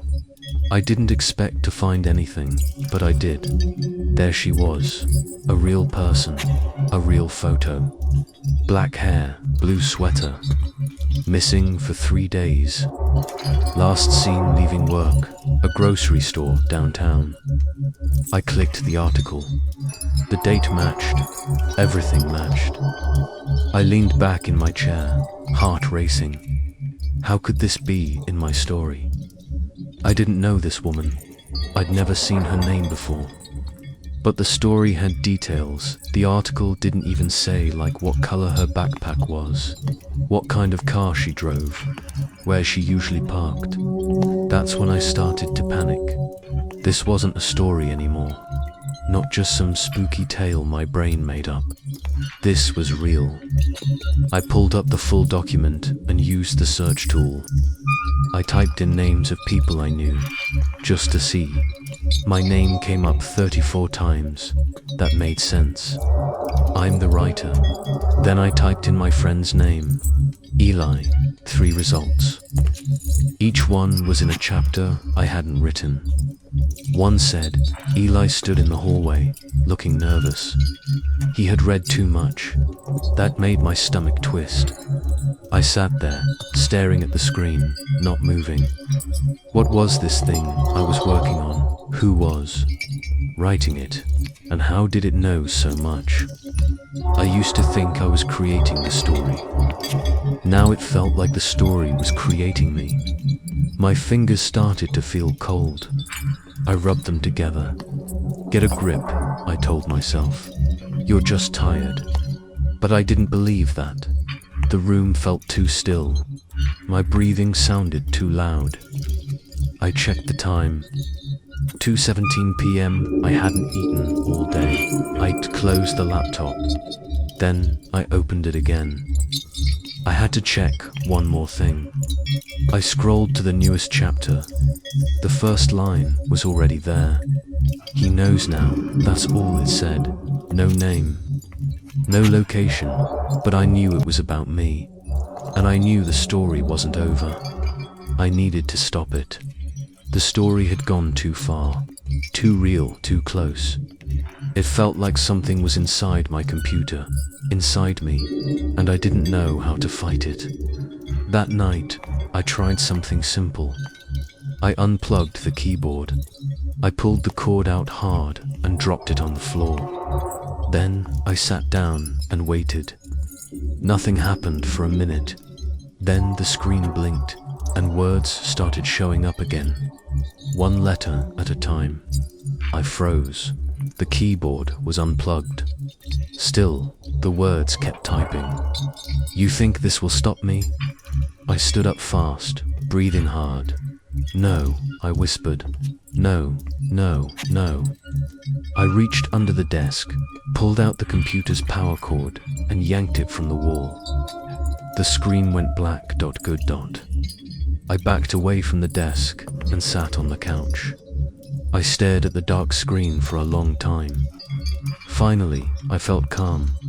I must have stayed like that for over an hour. Then I walked back to the desk. I plugged everything back in just to see. The computer turned on. The writing software opened, and the words were there. Not just the old ones, new ones. A whole page had been added. While it was off, I scrolled to the bottom. The last line said, "You are part of it now." My stomach dropped. I grabbed the wireless keyboard, flipped it over, and popped out the batteries. Then I grabbed the mouse and did the same. No power, no way to type. I sat in front of the screen and waited, and I swear, not even 30 seconds later, the typing started again. Tap, tap, tap, slow and steady. I looked at my hands. They were still. The words kept coming. I pulled out my phone. I need to record this, I said out loud. Someone needs to see this. I opened the camera app, hit record, and pointed it at the screen. 5 minutes passed. A full paragraph appeared on its own. When it stopped, I ended the video and pressed play. What I saw made my heart stop. It wasn't the screen. It wasn't the keys moving on their own. It was me, typing. My eyes were open, but they looked blank. My face didn't move. No blinking, no expression, just me, typing like a machine. I watched myself hit the keys, one after another, like I was in a trance. But I didn't feel myself doing that. I don't even remember it. I dropped the phone. It hit the floor with a loud thud. I backed away from the desk. I stayed on the other side of the room for the rest of the night, just watching, waiting. The screen glowed in the dark at some point. I fell asleep on the floor. When I woke up, the computer was off, but the printer was running. Pages came out, one by one, all covered in words. Neat, clean, sharp. I didn't turn it on. I didn't tell it to print. I picked up the first page. The title at the top said, Chapter 12. The final hour. I hadn't even planned 12 chapters. I didn't know what was going to happen next, but the story did. And no matter what I unplugged, shut down, or tried to stop, kept going. I thought I was writing the story. I thought I was the main character. But I was wrong. It happened 2 nights ago. I couldn't sleep, so I decided to read the whole manuscript from the beginning. I wanted to see how much had been written, maybe figure out where it was all going. At first, it made sense. The story was about a man alone in his apartment. Weird stuff starts happening. Strange sounds, missing time, things moving when he's not looking. It sounded like me. But then I noticed something. The story wasn't just from his point of view. Some parts, they were different. One line said, he looked so peaceful while he slept, mouth slightly open, one arm off the bed. That didn't sound like the man thinking that. That sounded like someone watching him. Another part said, he talks to himself more now. He whispers my name sometimes, but he doesn't know it. That stopped me. My name. What name? I scrolled back. That line wasn't in the chapter before. It wasn't in the version I remembered reading, but it was there now. I read faster. My heart was beating hard. I felt sick, another part said. He didn't see me last night. I stood behind the door for over an hour, waiting. I sat up straight. Waited for what? I kept reading. The story described the man getting out of bed, making toast, leaving the house, taking the trash out. Those are my habits, my routine. But again, it wasn't written like the man was doing it. It was written like someone else was watching it happen. I got to a page that made my skin crawl. It said, he cries in the shower sometimes. He doesn't think I hear him. I slammed my laptop shut. I looked around the room. Everything was quiet. Nothing moved. But I didn't feel alone. I got up, opened the closet, empty, checked under the bed. Nothing. I even looked out the window. Nobody. I sat back down, opened the laptop again, scrolled to the last part of the manuscript. The new chapter didn't have a number, just a title. He still thinks he's the writer. I didn't move. I just stared at it. Then the screen blinked and another line appeared. I've been writing this the whole time. My mouth went dry. No, I whispered. No, I wrote this. I started it. I came up with the title. Another line appeared. You just thought you did. I reached out and hit the delete key. Nothing happened. I tried again. Still nothing. Then one more line showed up. Stop touching my story. My hands pulled back like I touched something hot. I sat there for a long time. I don't know how long. Then I realized something even worse in the story. The man never writes anything. He only reads. That's all I've been doing lately. Reading what appears, editing small things, fixing typos, rearranging words. But the story, the real story, has been coming from somewhere. Else it's not mine. It never was. And if I'm not the narrator, then who is? I woke up on the couch, my head hurting like I hadn't slept in days. The room looked the same, but something felt off. My phone was dead, completely black. I didn't even remember the last time I charged it. I plugged it in, then turned on my laptop. The story file was open. At the bottom it said 52 pages. That wasn't right. I remembered it being maybe 30 pages, maybe a little more. I scrolled through. The chapters were longer now, sharper. There were new scenes, new characters, more violence. One part described a person screaming from behind a wall. I didn't write that, at least. I don't remember writing it. I felt sick. Just then, my phone lit up. It buzzed non-stop with missed calls and texts. Most of them were from Eli, my best friend. The newest message said, "Where the hell are you? It's been 8 days. 8 days." I called him right away. He picked up fast. "Dude," he said, "what is going on with you? What do you mean? You disappeared. No texts, no calls, nothing.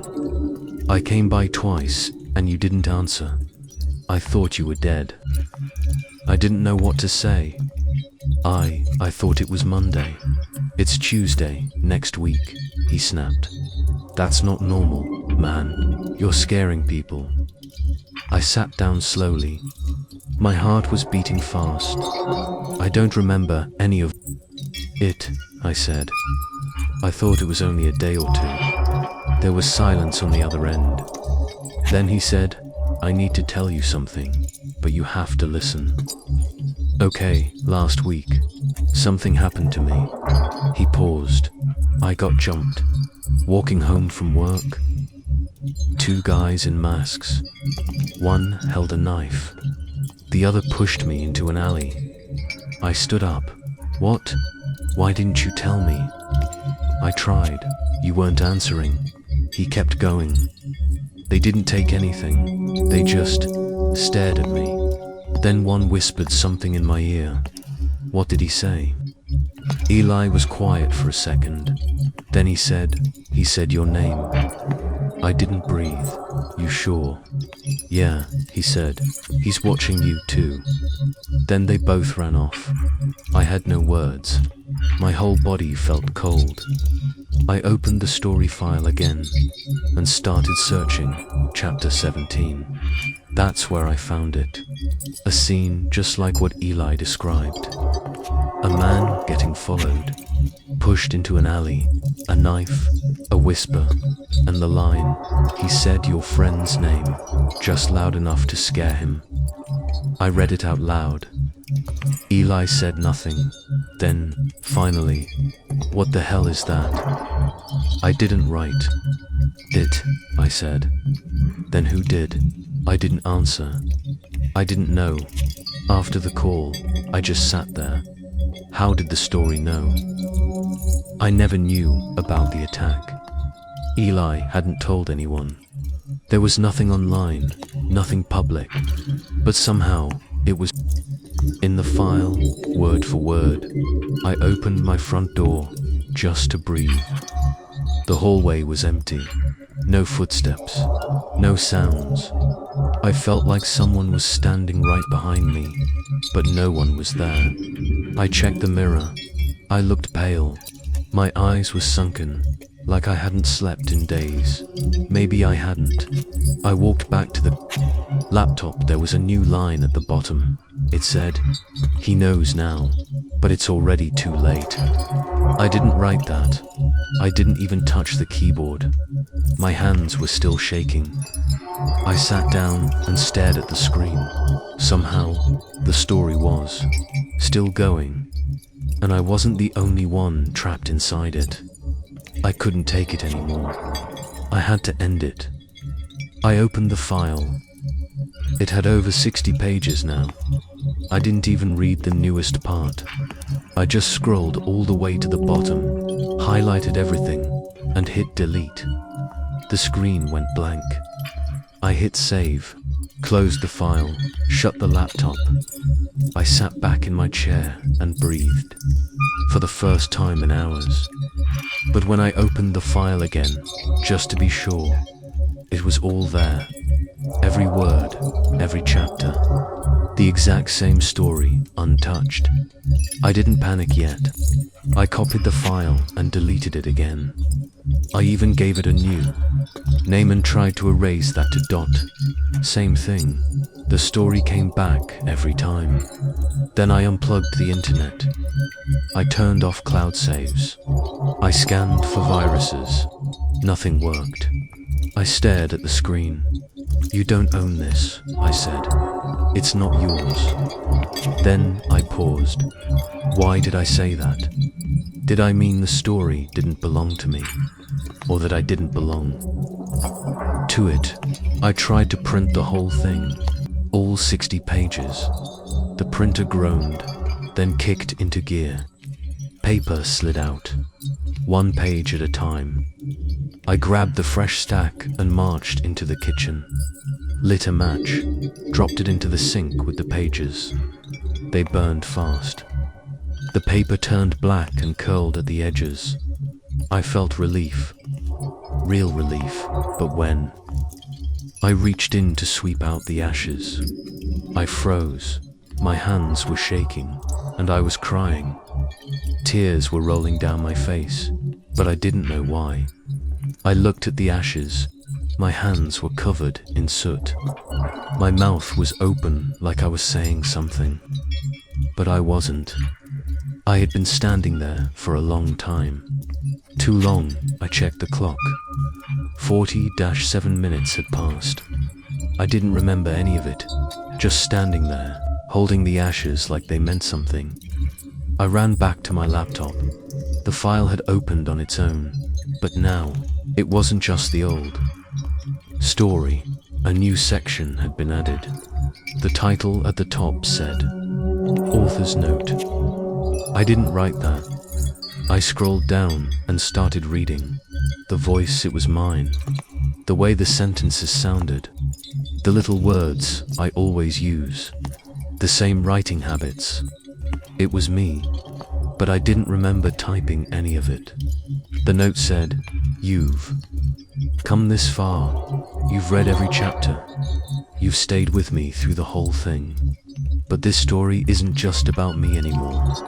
I kept reading. Now that you've heard it, it's part of you too. You're thinking about it. You're picturing the scenes, the sounds, the keyboard. You probably think it's just a story. That's what I thought too. My hands were sweating. I scrolled down one last time. At the bottom, it said, And now you're sitting there, still listening, still watching, still wondering, what happens next? I didn't move. I didn't blink. The cursor blinked once. Then another line appeared.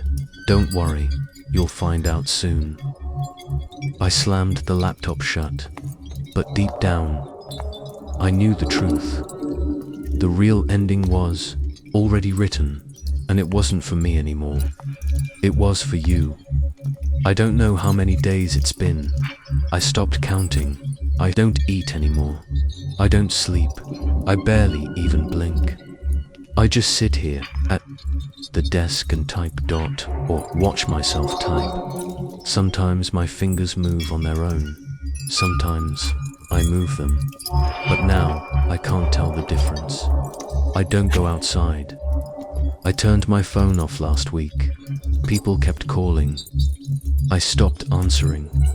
It felt like noise, like something breaking the story's rhythm. The story is all that matters now. I think I've written hundreds of pages, or maybe it has. I don't know anymore. There are names I don't recognize, places I've never been. But when I read them, they feel real, like I remember them from somewhere, like I've been there in a dream, or in someone else's life. Sometimes I find myself laughing, sometimes crying. I don't know why. It doesn't feel like me doing it. I caught myself saying something out loud earlier, just whispering the same line over and over. Almost done, almost done, almost done. I didn't notice until I heard my own voice shaking. I haven't seen my reflection in days. I covered the mirrors. I don't want to look. I know my face has changed. I feel it. My skin is dry. My eyes burn. I think they've stopped blinking. Last night, I woke up on the floor, still sitting, still typing. My head was leaning to one side. My fingers were bloody, but the keys were still moving. I looked at the screen. It was writing a funeral scene. There was a name on the grave. I think it was mine, but when I blinked, it was gone. Like the story didn't want me to see it yet. Today, I tried to stand up, just to stretch. My legs were stiff. I got to the kitchen, grabbed a glass of water, but I dropped it because the second I walked away, the typing started again. Behind me, the sound of the keyboard, tap, tap, tap.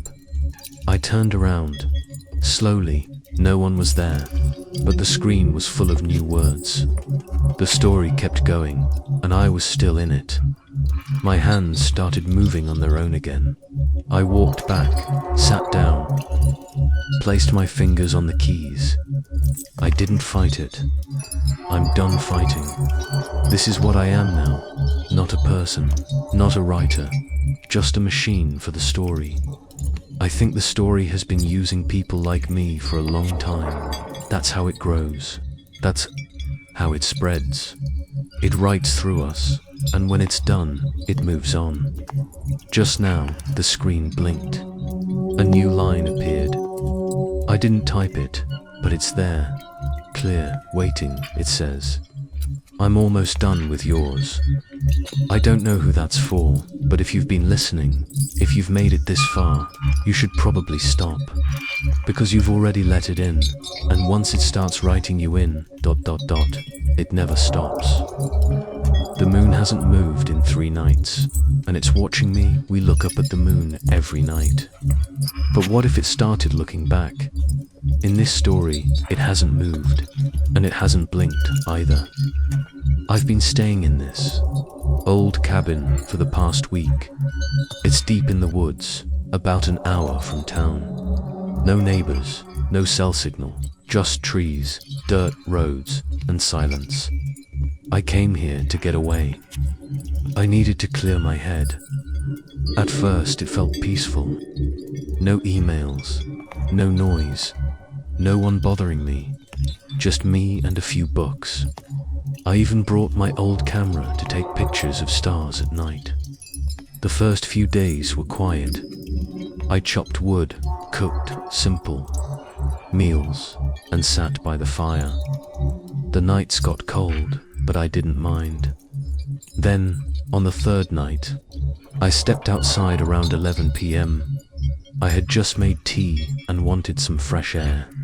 That's when I saw it. The moon, it was full, huge and bright, right above the trees. I'd seen full moons before, but not like this. This one looked ... strange, too bright, too clear, like it was glowing from the inside. I stared at it for a long time. I don't know how long, really.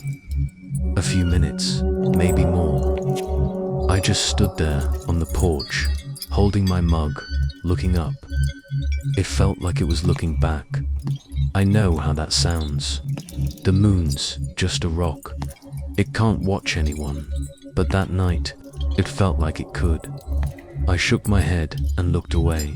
You're tired, I said out loud. It's just the sky. I went back inside, sat by the fire, and read a few chapters of a book, but I couldn't focus. My eyes kept drifting to the window. The moonlight poured through the glass, bright enough that I didn't need a lamp. I checked the clock. It was 1:12 a.m. I stood up and peeked out again. The moon was still there. Same place, same shape, same light. I squinted. Wasn't it lower before? I mumbled. I wasn't sure. Maybe I was imagining things. I didn't know the sky well enough to say for sure, but something about it bothered me. It wasn't moving. The moon always shifts a little over time. It climbs, or it falls, or it slides across the sky. I know that much, but this moon hadn't moved at all. It was frozen, like a picture in the sky. I stepped outside again and looked up. The trees were still. No wind, no sound. Just me and the moon. I held my breath and stared. I waited, still nothing. Finally, I laughed a little to myself. You're being weird, I said. It's just a clear night. I took a deep breath, went back inside, and closed the door. But even with the curtains shut, I could feel it. The light dot, it was still shining through the cracks in the window, still bright, still in the same place.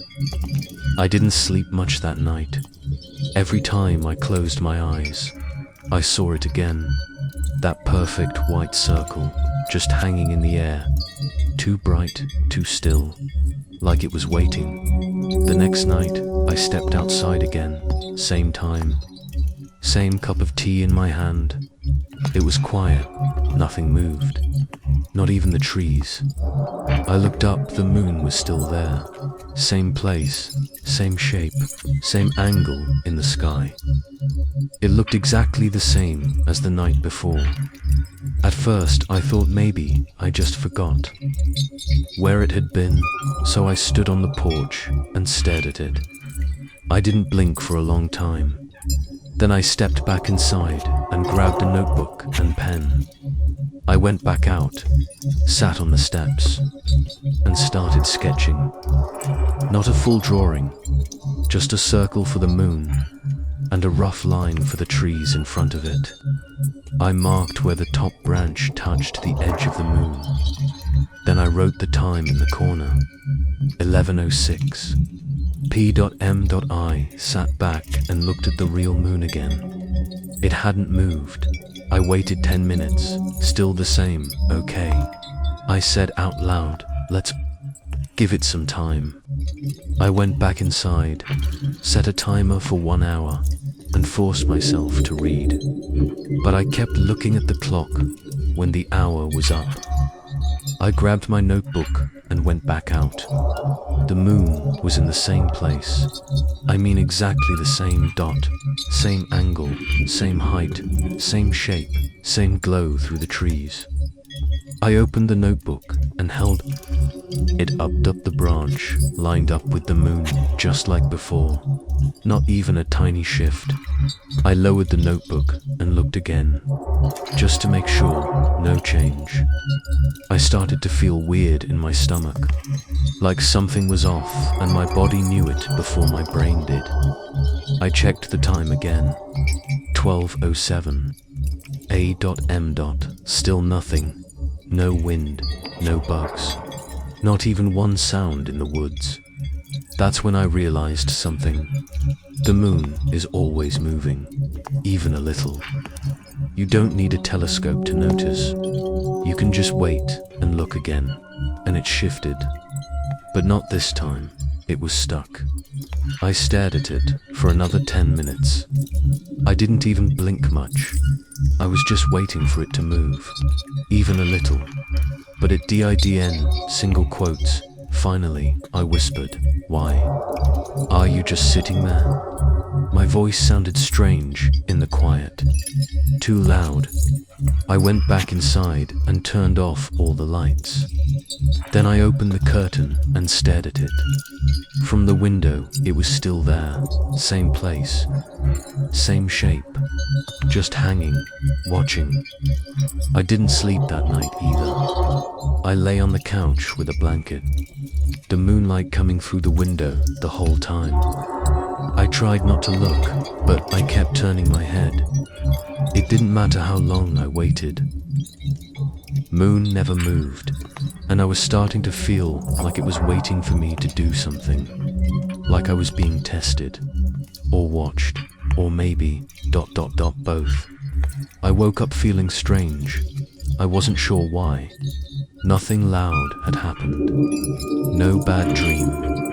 But something felt wrong in my chest, like my body was trying to tell me something. I got up and looked out the window. The moon was still there, same spot in the sky, same shape, same brightness. I checked my notebook. It matched. It hadn't moved at all. I grabbed my hoodie and stepped outside. The first thing I noticed, it was too quiet.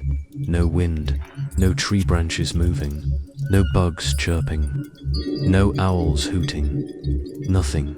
It was like someone hit the pause button on the whole forest. I stood on the porch and listened hard. Still nothing. I even tried clapping once, just to see if something would react.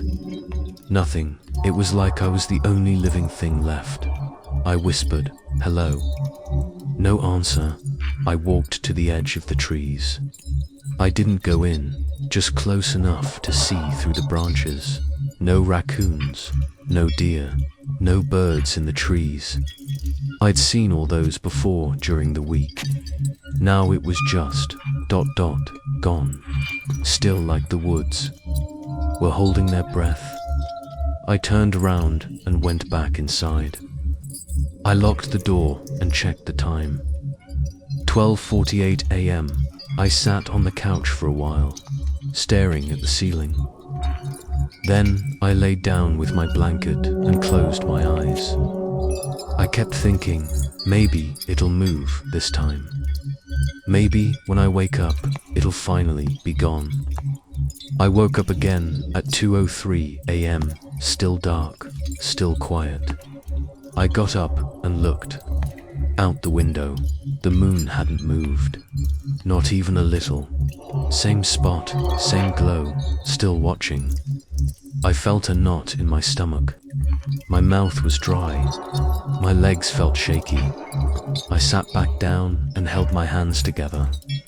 I didn't know why, but I was scared. Not like jump scare scared. It was deeper than that. I felt like something was waiting for me to mess up. I stayed on the couch, eyes wide open. Around 3:19 a.m., I fell asleep again. Not for long, I woke up sweating. I had this weird feeling like someone was in the room with me. I jumped up and looked around. Nothing there. I looked out the window again. Still there. The moon hadn't moved at all. Same spot, same trees under it, same angle in the sky.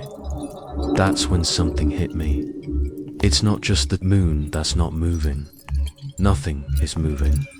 The woods, the trees, the air, everything is stuck. I whispered, "Is something wrong with time?" It sounded crazy, but that's what it felt like.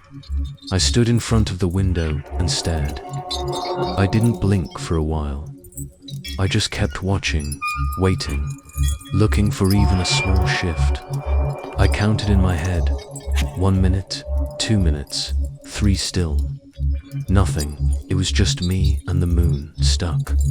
I didn't feel tired anymore. I felt watched, not like someone might be looking, kind of watched. More like something is definitely looking, and it doesn't blink, and it doesn't breathe, and it's waiting. I woke up around 10 a.m. that day. I hadn't slept much. Again, maybe 2 hours.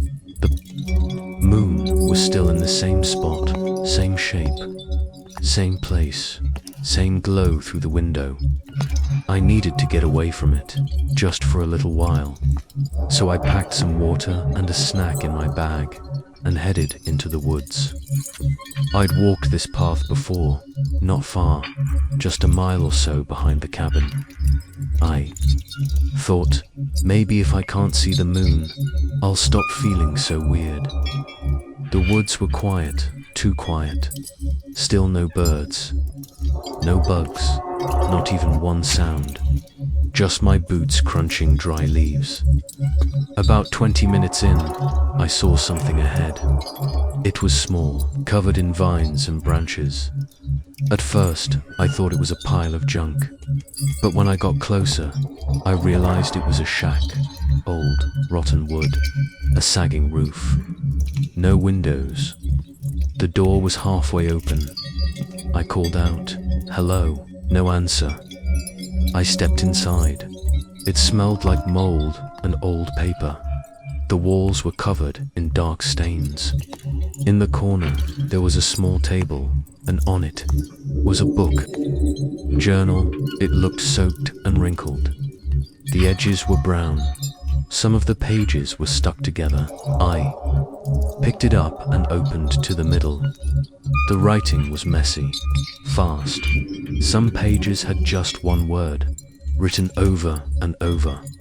I flipped back to the beginning. The first entry said, "I came out here to hide from it, but it found me again." I turned the page. It doesn't move. That's how I knew it was wrong. The moon is stuck. It's not supposed to do that. My mouth went dry. I sat on the floor and kept reading. I watched it for hours. It watches me back. I can feel it behind my eyes. I hear it at night. Not in words, just a sound. Like breathing, but not from a person.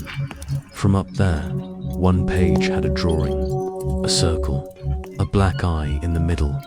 The caption said, "It sees everything, even your thoughts." I shut the book for a second. My hands were shaking. This guy had seen the same thing I was seeing. The same moon, the same weird feeling, the same silence. I looked around the shack.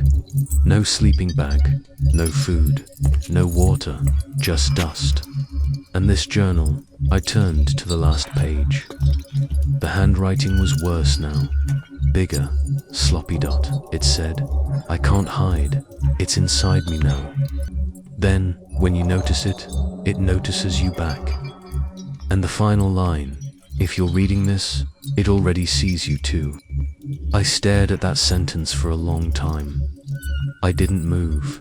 I didn't blink. I just sat there, holding the journal, feeling like someone had dropped ice water down my back. Then, I heard something outside. Just one sound, a single crack, like a branch snapping. I stood up fast and looked through the crack in the door. No one was there. I held the journal tight, shoved it in my bag, and left the shack. I walked fast. I didn't run, but I wanted to. My legs felt like jelly. I kept looking over my shoulder. Still no sound, still no movement, just trees and quiet. But it didn't feel like I was alone anymore. It felt like something new. I'd read it. Like the moon wasn't just watching me now, it was waiting. I don't know when it started, but the moon got inside my head. I couldn't stop thinking about it. It had been 3 nights now, and it still hadn't moved. Not even a little. That's not normal. I know that much, so I started checking it every hour at midnight. At 1 a.m., at 2:15, even at 4, I took notes. I drew little sketches of the moon and the trees around it. I marked where it sat in the sky. I measured the angle from the roof. I even taped a piece of string across my window so I could line it up exactly, same spot. Every time, it wasn't just not moving. It was perfectly still, not a degree off. I pulled out some old moon photos I had on my laptop, pictures from last year. I zoomed in, compared them to what I could see now. Something was off. This moon had sharper lines, like it was too smooth, too clean, like it had been drawn. I don't mean pretty, I mean fake. It didn't even look real anymore. I stared at it through my camera lens. I zoomed in 30 times. There weren't shadows. There weren't craters like before. Just a white circle with no depth. No detail. It didn't feel like a moon. It felt like an eye. A big white eye hanging in the sky, watching. I backed away from the window, closed the curtains. Then I taped a towel over them. Just to be sure, it didn't help. I could still feel it, like it knew what I was doing that night. I didn't want to sleep near the window, so I dragged my blanket into the bathroom. No windows there, just walls and a mirror. I lay down on the cold floor and tried to rest, but I couldn't stop thinking. What was it? What did it want? Was it even the real moon, or something pretending? The next morning, I went outside to check again. It was 10 a.m., full daylight, but the moon was still up, still full, still in the same exact spot. I stared at it for maybe 10 minutes, then ran back inside. I grabbed a ruler and a piece of clear plastic I'd used for art projects. I held it up against the window and traced the moon's outline. Then I wrote the time last year's 17 Alto MI, left the plastic taped in place. 2 hours later, I checked again. It still matched exactly, same curve, same size, same place. I couldn't take it anymore. I opened my mouth and yelled up at it. "What do you want?" From me, of course, it didn't answer, just stared or ... watched. That night, I taped every window shut. I even taped my phone's front camera and covered the laptop webcam. I turned off every light, sat in the dark. I didn't even use a flashlight. I just sat, but I still felt it, not just outside. Inside me, like something behind my eyes, was buzzing, like pressure was building in my head. I started saying things out loud without meaning to. It's just a moon. It's just light. It's not alive. Over and over. But I didn't believe it. And every time I blinked, I felt like I missed something. Like when I opened my eyes again, it would be closer. Around 3 a.m., I woke up on the couch. I didn't remember falling asleep. I stood up slowly and walked to the front door. I unlocked it and opened it. Without thinking, there it was. The moon, same spot. But something was different now. It looked bigger, and I swear it was looking right at me. I sat at the kitchen table and read more of the journal. Most of the pages were covered in messy handwriting. Some were torn, some were smudged, like the person was shaking while writing. One line said, "You don't notice it at first, but once you do, it notices you back." Another page said, "The others saw it too. They tried to warn people, but they all vanished. One by one, gone like they were never here." I felt my stomach twist. The guy who wrote this, he was scared, really scared, and I was starting to feel the same way. I looked out the window. The moon was still there. It hadn't moved an inch. That night, I stayed on the couch again. I didn't want to be near the windows. I pulled the blanket over my head, but I couldn't sleep. I kept hearing something, a low sound, not loud, but steady, like humming. It didn't come from inside the house. It came from outside, like it was floating in the air. It only started when I looked at the moon. I sat up and whispered, "What do you want?" Of course, nothing answered, but the sound didn't stop. It got a little louder. I closed my eyes, and the next thing I knew, I wasn't in the cabin anymore. I was floating up above the trees. My arms were out. My feet weren't touching anything. I wasn't scared though. I felt calm, light, like I was part of the sky. I looked up and saw the moon, bigger than ever. It filled half the sky, and I smiled at it like it was pulling me in.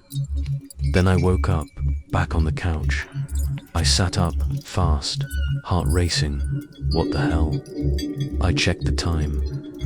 4:36 a.m. I had no memory of falling asleep. None. It felt like I'd just blinked. I stood up and walked to the window, moved the towel a little, looked out, same moon, same spot, still watching me the next morning. I found something that made it worse. The front door was unlocked. I always locked it at night, always, but now it was wide open, like someone had left and come back, like I had. I checked my feet. There was dirt on the floor, mud near the door, and the shoes I always leave by the mat. They were wet, but I didn't remember going outside at all. I sat on the floor for a long time, just holding my head. I said out loud, "I'm losing time." The journal warned about this too. One line said, "You think you're still you, but the moon takes little pieces of you each night." Another said, "One day you wake up and you're not in your own body anymore. Something else is using it." I looked in the mirror. My face looked pale. My eyes were red. I leaned closer. I didn't look like myself. Not really, that night. I set up a camera on the table facing the couch. I wanted to know what was happening while I slept. I hit record, turned off the lights, and wrapped myself in the blanket. The humming came back. I tried not to look outside, but I couldn't help it. I peeked. The moon was closer now. It looked closer. I shut my eyes tight, and then I was floating again. No sound, no fear, just that calm, strange feeling like I was made of air when I woke up. The camera was still on. The red light was blinking. I pressed stop and played the video. At first, nothing happened, just me lying there. But around the 2-hour mark, I sat up. Eyes open, no blinking, no talking. I stood up, walked to the door, and left. 10 minutes later, I came back, laid down again, didn't move after that. I stared at the screen. I didn't remember any of it. I pressed pause. The last frame froze on my face. I was smiling, but I didn't remember smiling, and I didn't know who that face belonged to anymore. I had to leave. I couldn't take it anymore. The moon hadn't moved in days. I hadn't slept right. I was starting to forget things. I felt like I was going crazy. I packed a small bag. Just clothes, my phone, wallet, and a journal I found in the woods. I didn't care where I went. I just had to get away from this place. I got in the car and turned the key. It started fine. That gave me a little hope. "Come on," I said to myself. "Just drive." I pulled onto the dirt road. Trees on both sides. The same path I came in on a week ago. I drove straight. The road twisted and turned like always. After about 10 minutes, I passed the broken tree I remembered. Then the old fence. Then the big rock shaped like a face. So far, it all made sense. But then I saw the mailbox. My mailbox. I hit the brakes. "What?" I whispered. The cabin was ahead. My cabin. I had just left it. I looked behind me. The road was the same. Trees, nothing else. I turned around and drove the other way. This time I went faster. 20 minutes, 30 dot. Still trees, no signs, no gas stations, no other roads. Then I saw the mailbox again. Same one, same cabin. I stopped the car and just stared. No, this isn't real. I grabbed my phone, opened the GPS. The blue dot spun in circles. It couldn't find my location. I opened the clock app, 12:06 p.m. I waited 10 minutes. Still 12:06. I walked around the car, kicked a tire. I was breathing too fast. I opened the map again. The screen glitched. Roads blinked in and out. The phone froze, then shut off. I threw it onto the seat. This wasn't just broken tech. This was something else. Time wasn't working. The road didn't go anywhere. And no matter how far I drove, I came back here, back to the cabin, back to the moon. I stepped out of the car and looked up. It was there, same spot in the sky, same size, same shape. It had followed me. Or maybe I had never left. I picked up a rock and threw it at the trees. "Why won't you let me go?" I screamed up at the moon. "What do you want?" Then something happened. It moved. not across the sky, not a shift like normal. It flickered for half a second. The light dimmed, not like a cloud passed, not like a light bulb flickering. It was fast, sharp, like it had blinked. My whole body froze. I stared at it, afraid to move. Did it just dash? No, no way. I backed up slowly, keeping my eyes on it. Did you see that? I whispered, even though no one else was there. It didn't flicker again. But I felt it, the way you feel someone staring at you from behind, like it was alive, like it knew I was trying to leave. And it didn't like that. I walked back into the cabin, locked the door. I didn't try to run again after that. What was the point? The road wasn't real anymore. Time wasn't real. And the moon, it wasn't just watching me. It was waiting. I don't know how many days it's been now. I stopped checking. I stopped eating too. Food tastes like nothing. I take a few bites, then throw the rest out. I don't feel hungry anymore. I just feel pulled toward the window, toward it, the moon. I sit in the same chair, facing the same spot. I don't move much. I just watch. I've blocked out all the lights in the cabin. It doesn't matter. The moonlight still finds a way in, even with the curtains closed. I feel it shining through. I think it wants me to see it, and I can't stop. Sometimes I fall asleep in the chair. When I wake up, the moon is still there. Same place, same shape, but now it looks closer and different. Night, I start seeing faces in it. Not clear faces, just the idea of them, shadows, shapes that move when I blink. Sometimes the face is mine, other times, I don't know. I hear things too, whispers, not loud, not right in my ear, but behind me. In the corner of the room, in the closet, under the bed. They stop when I turn around. But I know they're there. They say strange things. Once I heard, it's almost time. Another time, don't look away now. I asked out loud, time for what? No answer, just the same hum in my ears. That low sound I can't describe. It only comes when I'm looking at the moon. It's not music, not a machine, just a soft pressure in the air. I picked up the journal again today. I flipped to the last few pages. The handwriting was worse, like the person was losing control. Big letters, shaky lines, dark ink. The last thing they wrote was this: to look too long is to be chosen. I read it again. To look too long is to be chosen. I put the journal down. My hands were shaking. I think I've looked too long. That night, I stood at the window and pulled the curtain open all the way. I wanted to see how close it really was. It was low in the sky, way too low.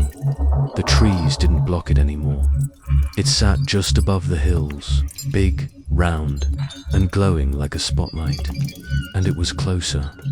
I could see it with my own eyes. The curve was bigger. The glow was stronger. I didn't need a camera or a sketch to know it. It had moved, not like the real moon moves. Not across the sky, it had moved toward me. I leaned my forehead against the glass. I could hear that hum again. It felt warm now, not scary, not cold, just calm. I whispered, "What do you want?" No answer, just the hum. And then, for a second, I thought I saw the surface of the moon ripple, like water, like it was breathing. I backed away from the window. My hands were wet. I looked down, not water, blood. Blood. Both palms had started bleeding. I don't know how. I don't remember touching anything sharp. I sat down on the floor and stared at my hands. I wasn't scared, just tired. Like something had taken everything out of me. Like I was being emptied. Like something else was moving in. I think it's almost done. Whatever it is, whatever the moon really is. It's close now. It's not just watching anymore. It's choosing, and I think it chose me. I don't fight it anymore.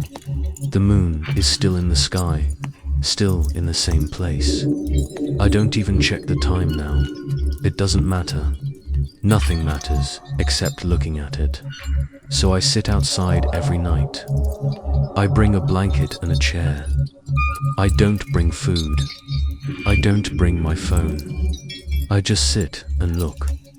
Sometimes I sit for hours, sometimes all night. I don't blink much anymore. I don't get tired. I don't feel cold. I just stare. The moon is huge now, too big. It takes up half the sky, but it's not scary anymore. It's ... beautiful. I know that sounds weird, but when I look at it, I feel calm. I feel safe. Like everything makes sense when I'm looking at it. I think it chose me. I think it picked me for a reason. I used to think something was wrong. I thought I was going crazy. I thought it wanted to hurt me, but I was wrong. It doesn't want to hurt me. It wants to have me. And I'm okay with that. I know how that sounds. I know if someone else heard me say that, they'd say I've lost my mind. But they don't understand. They haven't seen it the way I have. The others who noticed it, they tried to fight it. That's why they disappeared. They didn't accept it. But I have. Last night, I felt something different. It wasn't just inside my head. It was inside my body. I was sitting outside, same as always, staring at the moon, and then my arms moved. Not because I told them to, they moved on their own. Slowly, gently, like I was reaching up for something. My legs didn't feel like legs anymore. My fingers started twitching, but I didn't stop it. I let it happen. It felt ... right, like it was always supposed to happen, like the moon was getting ready to take the last little part of me that was still mine and give me something new this morning. I looked in the mirror. My face looked the same, but my eyes were different. Wider, brighter. I think they were glowing, just a little. When I smiled, it didn't feel like my smile. When I blinked, it felt like someone else's eyes. But I didn't feel scared. I felt proud, like I'd been chosen for something big, something better than normal. Life, something perfect. I'm outside again now, sitting in my chair. The sky is dark, but the moon lights everything up. I can see the trees, the dirt, the hills, all covered in silver light. I haven't spoken to anyone in days. I don't think I need to. I think I'm finished with talking, and with thinking, and with being. Me, the moon is closer than ever tonight. I think it's almost time. My hands are moving again, even while I'm saying this. They're not typing, they're just ... twitching, like they're learning a new way to move. I'm not scared, I'm ready. If someone finds this recording, don't try to help me. Don't come looking. Don't stare at the sky too long, because once you notice it ... once you really see it ... it sees you too. And then it never stops. Not until you're empty. Not until something else is using your body. Like I think something's using mine now. And honestly, I don't mind. I found a recording of my death timestamp. Next week, a recording showed up on their phone. No one sent it. It's dated for next week, and it ends with their last breath. I found the USB drive on a Tuesday. It was just sitting in my mailbox. No envelope, no note, Just a plain black stick with no label. I don't know who left it. It wasn't there the day before. At first, I thought maybe I ordered something and forgot. But when I checked my email, there were no deliveries. Nothing from Amazon. No tracking number. Nothing. I looked around the hallway. No one was out there. Just quiet. I live in a small apartment building, only for other people on my floor. I thought maybe someone left it by mistake.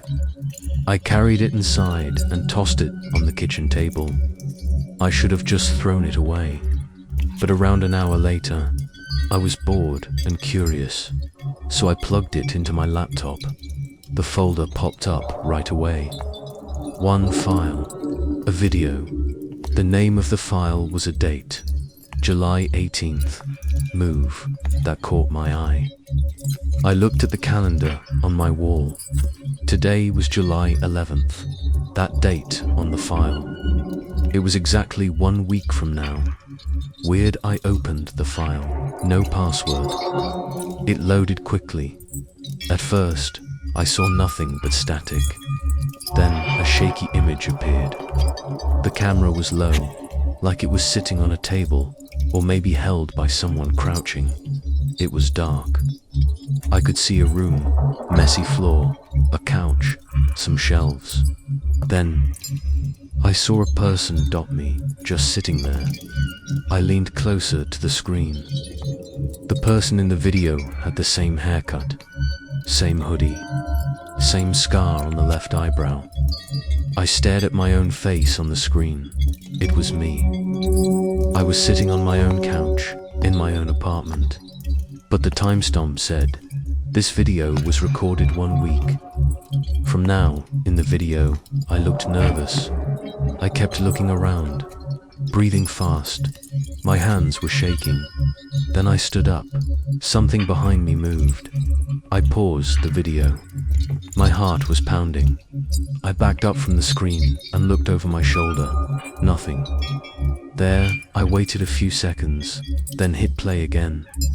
The video kept going. I walked toward the kitchen, just like mine. Same fridge, same wall clock. Then I froze in the video. My face looked scared.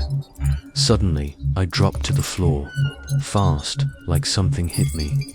Hard, the screen went blurry, then turned to static. I slammed the laptop shut. I just sat there, frozen. I didn't know what to think. Was it a joke? A movie clip with my face deep-faked into it? But how would someone get all that? My room, my voice, even the same hoodie I wore 2 days ago. I opened the laptop again. I didn't play the video this time. I right-clicked it and checked the file, info.date created. 2 days ago, file size, normal dot, no author, no clues. I checked the USB itself, no brand name, no sticker, just plain plastic. My chest felt tight. Someone recorded me somehow, and now they were sending me a video of myself dying. Why? I looked at the file name again. July 18th, 7 days from now. That's when it happens. That's when I'm going to die. If the video is real, but how could it be? I don't know who sent it. I don't know how they made it. I don't even know if what I saw is possible. But I do know one thing. Whatever that video is, it knows something I don't. And I only have 1 week left to figure it out. Stared at the USB in my laptop for a while. Then I clicked on the video file. It opened full screen. The title at the top said, July 18th, the date 1 week from now. At first, the video was blurry. The screen was full of grey static, like an old TV. Then, it started to clear up. The video showed a room. I leaned closer. It looked like my living room. Same couch, same rug, same bookshelf. Even the jacket on the chair was mine. I felt cold all over. Then someone walked into the frame. It was me. I was wearing the same hoodie I wore a few days ago. Same jeans, same hair, same everything. I watched myself sit down on the couch. In the video, I looked nervous. I kept looking around. I ran my hand through my hair. My leg was shaking. I wasn't saying anything, just breathing hard. I watched myself stand up. I looked toward the hallway. Then something happened. A loud bang. I jumped in my seat. In the video, I spun around fast, like I heard it too. I looked, scared. My eyes were wide. My mouth was open, like I wanted to scream, but couldn't. Then I started backing away. I walked slowly toward the kitchen. My hands were shaking. The camera angles stayed the same. It looked like the camera was hidden. Up high, like someone placed it on top of a shelf or something. Then I froze in the video. I looked over my shoulder. I paused the video. I didn't want to see more, but I had to know. I pressed play again. A shadow moved behind me. I couldn't see it clearly. It was fast, dark, almost like smoke. I turned round in the video, and before I could do anything, I dropped fast, like something pulled me straight to the floor. No sound, no scream, just me falling. Then the screen glitched, static again, loud this time. And then, black eyes stared at the screen. My heart was pounding. I didn't move. I didn't blink. I just sat there. Then I slammed the laptop shut. I jumped up and backed away from the table. "What the hell was that?" I whispered. I looked at the laptop like it might open on its own. Was that real? It looked like me. It looked like my apartment. And the way I fell, it didn't look fake. It looked real. I sat down slowly, tried to breathe. Okay, maybe it's a trick. Maybe someone made a fake video, used my face, used my room, but how? Who could do that, and why? I opened the laptop again. I didn't play the video. I just looked at the file that said it was made 2 days ago. That made no sense. The video shows something that hasn't happened yet. How does a file from 2 days ago show my death next week?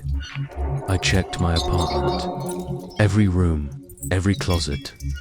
I even looked under the couch. No cameras, no sign that someone had been inside. But someone had to know what my place looked like. Someone had to know what I looked like. And someone made a video of me dying. It's not a dream. It's not fake. I saw it. I felt it. I'm going to die on July 18th. I don't know how. I don't know why. But it's already been recorded. The next morning, I woke up early. I didn't sleep much. That video was all I could think about. Over and over again, I kept seeing myself drop to the floor. That was me, my apartment, my stuff. But how could it be from next week? I needed to prove it was fake, so I opened my laptop and clicked on the video again. I paused it right before I fell and stared at every part of the room. The couch, same one. The coffee mug on the table, mine still sitting there now. Even the small rip in my jeans matched. My hands were sweating. I opened the file properties. The little info box that shows when a file was made. Created July 9th, it said. That was 2 days ago. But the video shows something that's going to happen next week. That doesn't make sense. Files can't show the future. I googled, can someone fake video timestamps? And how to tell if a video is real. I read everything I could. Forums, blogs, Reddit threads. Some people talked about deepfakes. Some talked about video editing tools. A few even joked about cursed files. One comment said, "If you got a video of yourself dying, ... run." I closed the page. It had to be a trick. Someone edited the video. Someone who knows me really well. That was the only way this could happen. I called my friend Nate. "Hey," I said, "did you leave something in my mailbox yesterday?" "What?" "No," he said. "Why? You didn't drop off a USB?" "No, man, why?" I didn't want to tell him everything yet. Just something weird showed up. Probably nothing. I called 2 more friends. Same thing. No one knew anything about a USB. Then I texted my older brother, Mike. He messes with tech stuff sometimes. If anyone could prank me like this, it'd be him. "You didn't send me a video or anything, right?" I asked. "What? What kind of video of me in my apartment?" "Nope. What's going on?" I didn't answer. I even called my ex. "Did you send me a video?" I asked. "What are you talking about?" She said, "Nothing. Never mind." I opened the video again and paused it at the clearest frame. I stared at my face. It was me, same. Scar above the eyebrow, same little mark on my neck. I zoomed in. My hoodie had a ketchup stain on the sleeve. I looked down, same hoodie, same stain, right there. I pulled it off and threw it across the room. I started pacing. This had to be a joke. A sick one, but who could pull it off this perfectly? Who could film something that hadn't happened yet? I posted a message on a tech forum. I found a USB with a video of me dying, and the timestamp is from next week. How is that possible? Most people laughed or said, "Nice creepypasta." One person replied, "It's fake, don't worry." Another said, "You're probably next." I closed the laptop. None of this helped. It felt like the video wasn't just showing me something. It was warning me. Or maybe planning something. I sat on the couch, same spot as in the video. I looked around, same mug, same lamp, same books. If this was all a trick, it was way too real. I checked the calendar. Only 6 days until the date in the video. 6 days left, and no one believed me. No one even knew what I was talking about. But I knew what I saw, and I knew what was coming. I was running out of time. I watched the video again the next night. I didn't want to, but I had to. Something didn't feel right. I needed to see every detail. This time, I watched it in slow motion. I paused it every few seconds. The video started with me sitting on the couch. I looked nervous. I was holding my hands together, breathing fast. I stared at the screen. There was something about the background I didn't notice before. The lamp in the corner, that was mine. The poster on the wall. I had that exact one I leaned closer to. The screen, that was my place.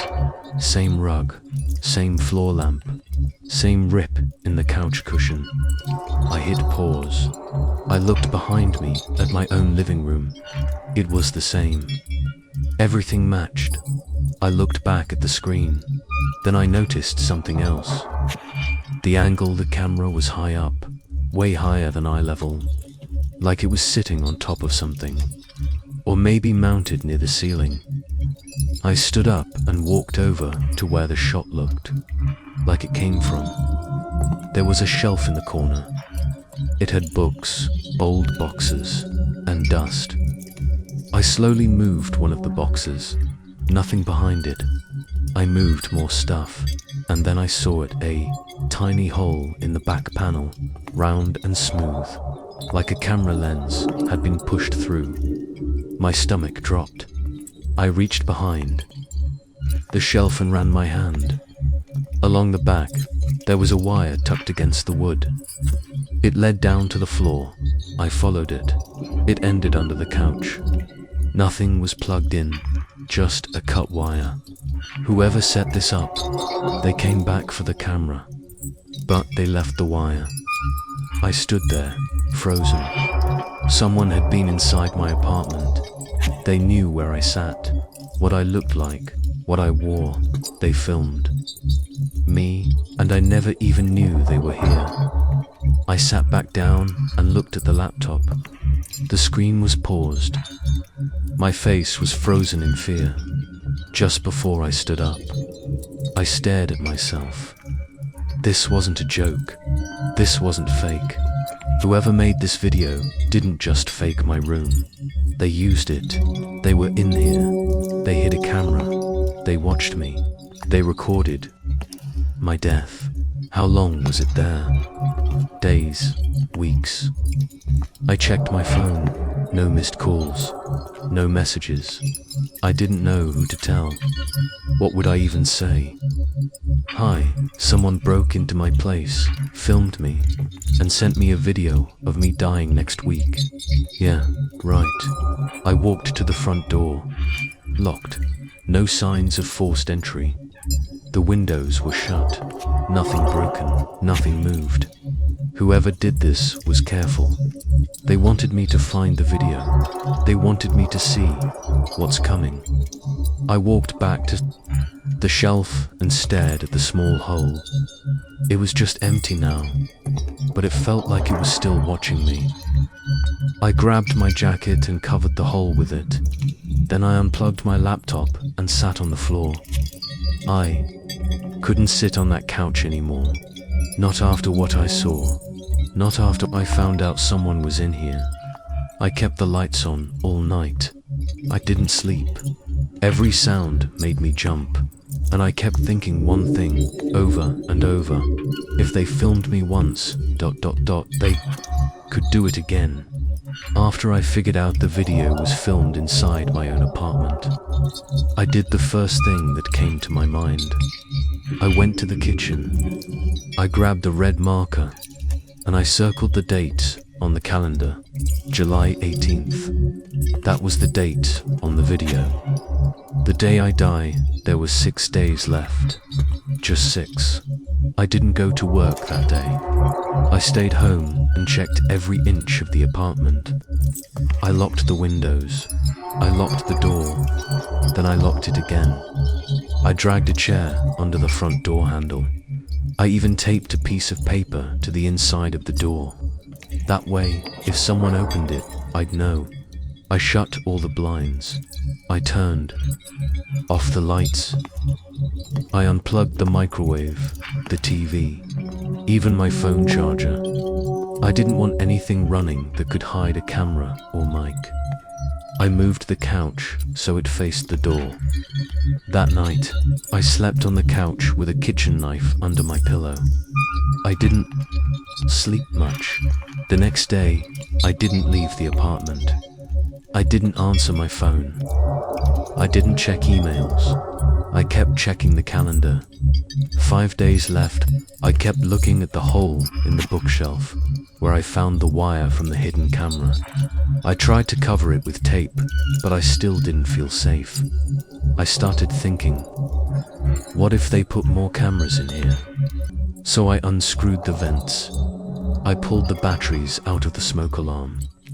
I flipped over every single picture frame. I even opened the back of the TV.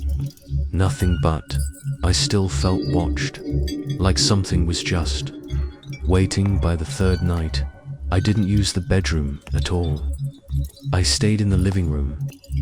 I put a blanket on the couch and lined up knives and scissors on the coffee table. I started keeping a flashlight in my pocket at all times. The light stayed off. The blinds stayed closed. And I still couldn't sleep. For days left, I started hearing sounds, clicks, creaks, the soft whine of electricity.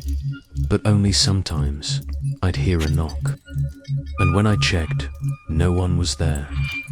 One time, I swear, I heard someone breathing near the bedroom door. I held the knife and opened it. Fast, no one. But the closet door inside was open a few inches. I never leave it open. I slammed it shut and shoved a chair in front of it. That night, I sat with my back against the wall, staring at every corner of the room, waiting. I thought about calling the police, but what would I say? Hi, someone sent me a video of me dying next week, and I think they put a camera in my bookshelf. They'd think I was nuts. They'd tell me it's a prank, but I've seen the video. I know how I fall. I know the fear on my face. That's not fake, that's real. 3 days left. I skipped meals. I only drank water. My hands started shaking all the time. I'd wake up from short naps with the knife in my hand and sweat on my face. I moved the couch again, this time closer to the hallway. I didn't trust the dark. I didn't trust the quiet. And worst of all, I didn't trust myself, because part of me started to wonder, what if I'm not just being hunted? What if I already know how this ends, and I'm just pretending I don't? I live on the top floor. There's no one above me, but 3 nights ago, I started hearing footsteps on the ceiling. Not loud ones, just soft steps, like someone walking back and forth in Sockstot. At first, I thought maybe the sound was coming from the hallway, but then it happened again and again, always above me, and always late at night. I even stood on a chair and put my ear to the ceiling. The steps stopped the second I did. I waited, nothing. I got down and sat on the couch, and the second I sat, they started again. Back and forth, slow, careful, like someone didn't want to be heard. The next night, I unplugged everything. The TV, the fridge, the lamps. I didn't want anything on. I wanted the place totally quiet. I turned off the lights and sat in the dark. That's when I heard it. A soft humming sound, low and steady, almost like the buzz from an old TV. But there was no power on it. Sounded like it was coming from the walls. I got up and put my ear to the outlet near the couch. The hum was louder there. I felt sick. My hands were shaking. There was nothing plugged in. Nothing should be making that sound.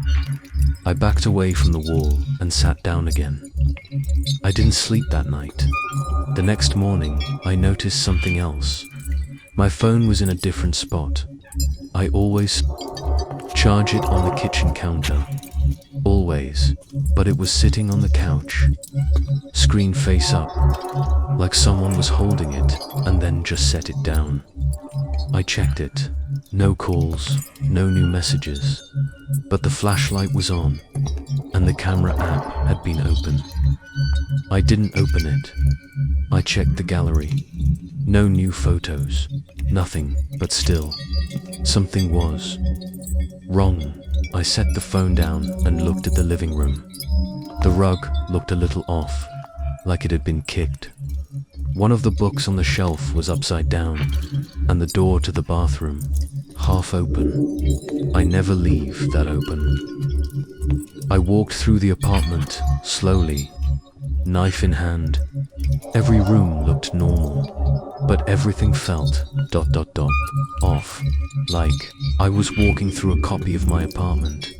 Like things were almost in the right place, but not quite. I thought, what if the video isn't just showing what's going to happen? What if it's changing things? That idea stuck in my head all day. Maybe watching the video was part of it, like once I saw it. The future couldn't be stopped, like I was already caught in it. I sat on the couch again, facing the hallway. Same couch, same room, just like in the video. I didn't even realize it until I looked at the laptop sitting on the table. I thought about opening the video again, but I did in single quotes too. Not this time. That night, I heard something new, breathing not mine, not close, far away, but clear. It came from the kitchen, a soft breath in and out. I held my own breath to make sure it wasn't me.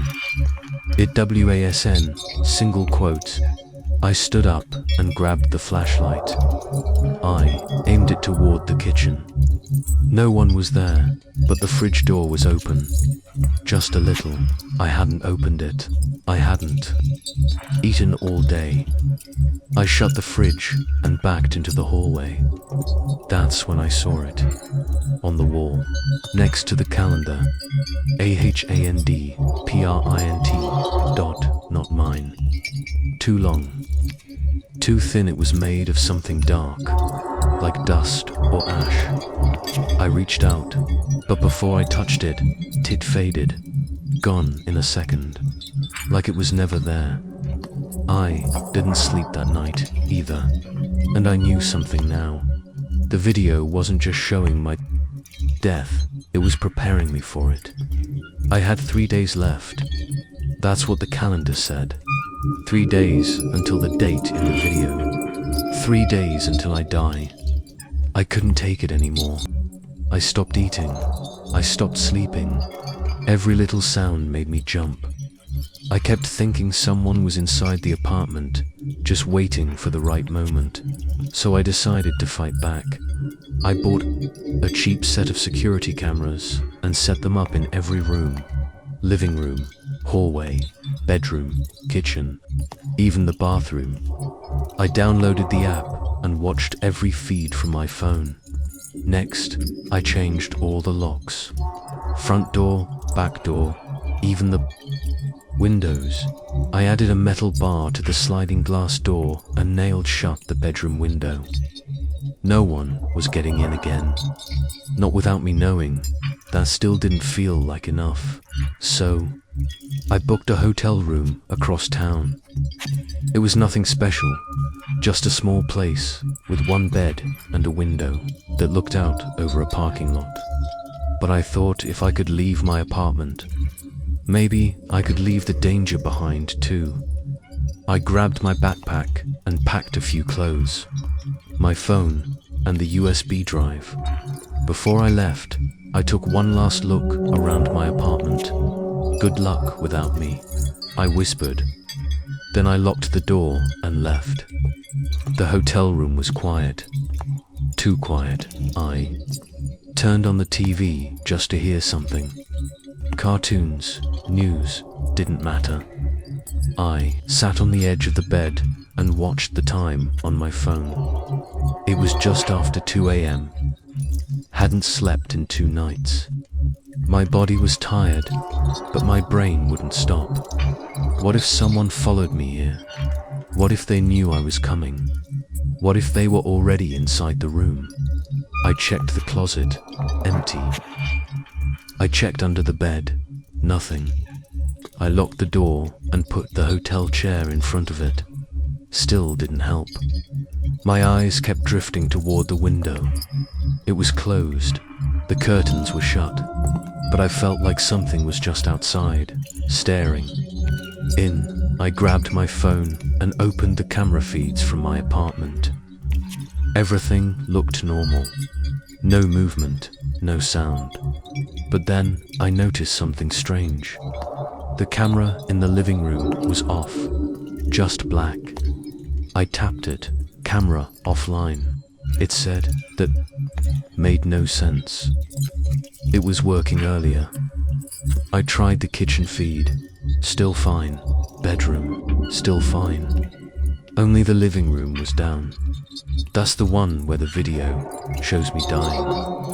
I stared at the black screen. Was someone there? I turned the TV off and sat in the dark, holding the phone like a weapon. And that's when I started to wonder, ... What if it doesn't matter where I am? What if it's not the apartment? What if it's me? The thought hit hard. What if this thing, whatever it is, isn't following my home? What if it's inside me? Like a countdown I can't stop. Like it already knows where I'll be. Like no matter where I run, I'll still end up where the video ends. On the floor, not moving. Dead. I stayed awake until the sun came up. Then I packed my things, checked out early, and went back home. Because what's the point in running, if the ending is already recorded? Today is July 17th. One day left. I didn't sleep last night. Maybe I slept for a few minutes, but it didn't feel like real sleep. My eyes hurt. My head feels heavy. I've been drinking coffee all day, but it's not helping. I don't want to sleep. I'm scared I won't wake up. The video still plays in my head. I keep seeing myself fall. Every time I blink, I see it again. The way I drop to the floor. The look on my face. Like I knew it was coming. This morning, I decided to watch the video again. I didn't want to, but I had to. I thought maybe I missed something. Maybe there's a clue. I sat on the floor and opened the laptop. I played the video from the beginning. This time, I turned the volume up. I watched it full screen. I paused it every few seconds. At first, it looked the same. Me sitting on the couch, breathing heavy, looking scared. Then I stand up and walk toward the kitchen, right before I fall, I paused it, and that's when I saw it, a shape, behind me. In the hallway, I hadn't seen it before. It was dark, easy to miss, but it was there. I zoomed in. It was a person, just standing there. Not moving, no face, no details. Just a dark figure. I let the video play again, just a few frames. The figure moves closer. Then I fall, then static. I hit pause. I sat back and stared at the screen. Who was that? I went back again. Slower this time, frame by frame. Then I saw something that made my stomach twist. The figure had the same hoodie I was wearing, same jeans. I looked closer, same scar above the eyebrow, same haircut. It looked just like me. No, It was me. I stared at the screen. My hands were shaking. How is that possible? How can I be the one behind me? I backed away from the laptop. I stood in the hallway, looked at the same spot from the video. No one there. I walked back and replayed the video again. Same thing, me, Watching me, it doesn't make sense. It's not someone dressed like me. It's not a shadow. It's me, watching myself. I called Nate. Hey, man. I saw something new in the video, I said. What do you mean? He asked. There's a person standing behind me before I fall. Okay, And it looks like me. Silence. You're freaking yourself out, he finally said. I swear to God, Nate, it's me. I'm behind myself. He sighed. You need sleep. You've been alone too long. Just get some rest, okay? I can't. It happens tomorrow. I hung up. I closed all the blinds, locked every door. I didn't want to see outside. I didn't want anyone to see in. I sat on the couch again, just like in the video. Same spot, same angle, same everything. I looked down at my hands. They were shaking again. I don't know what's going to happen tomorrow, but I don't think I can stop it. What if the person behind me wasn't just a copy? What if it's the future me, coming to make sure the death happens, coming to finish what the video started? Now it's almost midnight. One more sleep, if I even sleep at all. I keep checking the time, and I keep thinking, if I'm the one behind me in the video, then maybe I've already lost. It's July 18th, the day from the video. The day I'm supposed to die. I've been watching the clock all day. The video ends at 10:16 p.m. right now. It's 10:12. I'm sitting on the couch, just like in the video. Same hoodie, same room, everything looks the same. I set up all the cameras earlier. They're recording every room. I even have the feed open. On my laptop. Living room, that's me. Hallway empty. Kitchen, empty. Bedroom, dark. But nothing there. I'm holding a knife. My hands are sweaty. My heart won't stop pounding. 10:13. I stare at the hallway. In the video, that's where the figure appears. I keep telling myself nothing is going to happen, but I don't believe it. 10:14. The lights flicker. I freeze once. Then again, then they go out. Pitch black. I grab the flashlight, but it doesn't turn on. I slam it against my knee. Nothing. Then the lights flash back on. Too bright. Way too bright. I squint.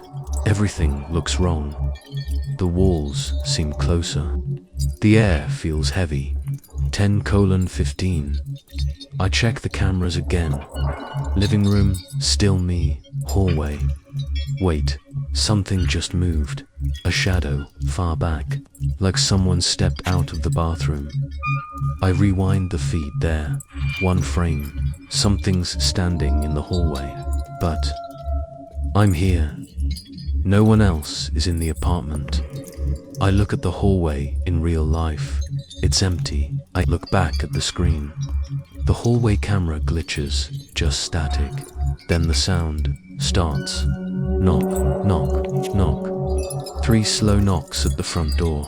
Not hard, not loud, but enough to make me stop breathing. I don't move. The camera feed for the hallway comes back. Now there's a figure standing right outside the door, not on the camera, in the video. The video of my death. I didn't open it. It started playing. By itself, the figure on the screen opens the door and walks in. It looks like me, same height, same hoodie, same scar. In the video, I back away, just like I'm doing now. Then, in real life, ...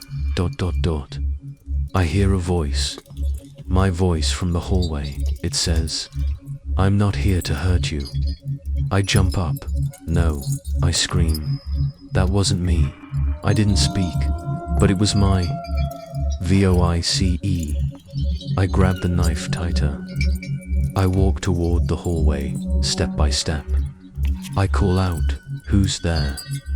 No answer. I reach the end of the hallway and look both ways. Nothing then.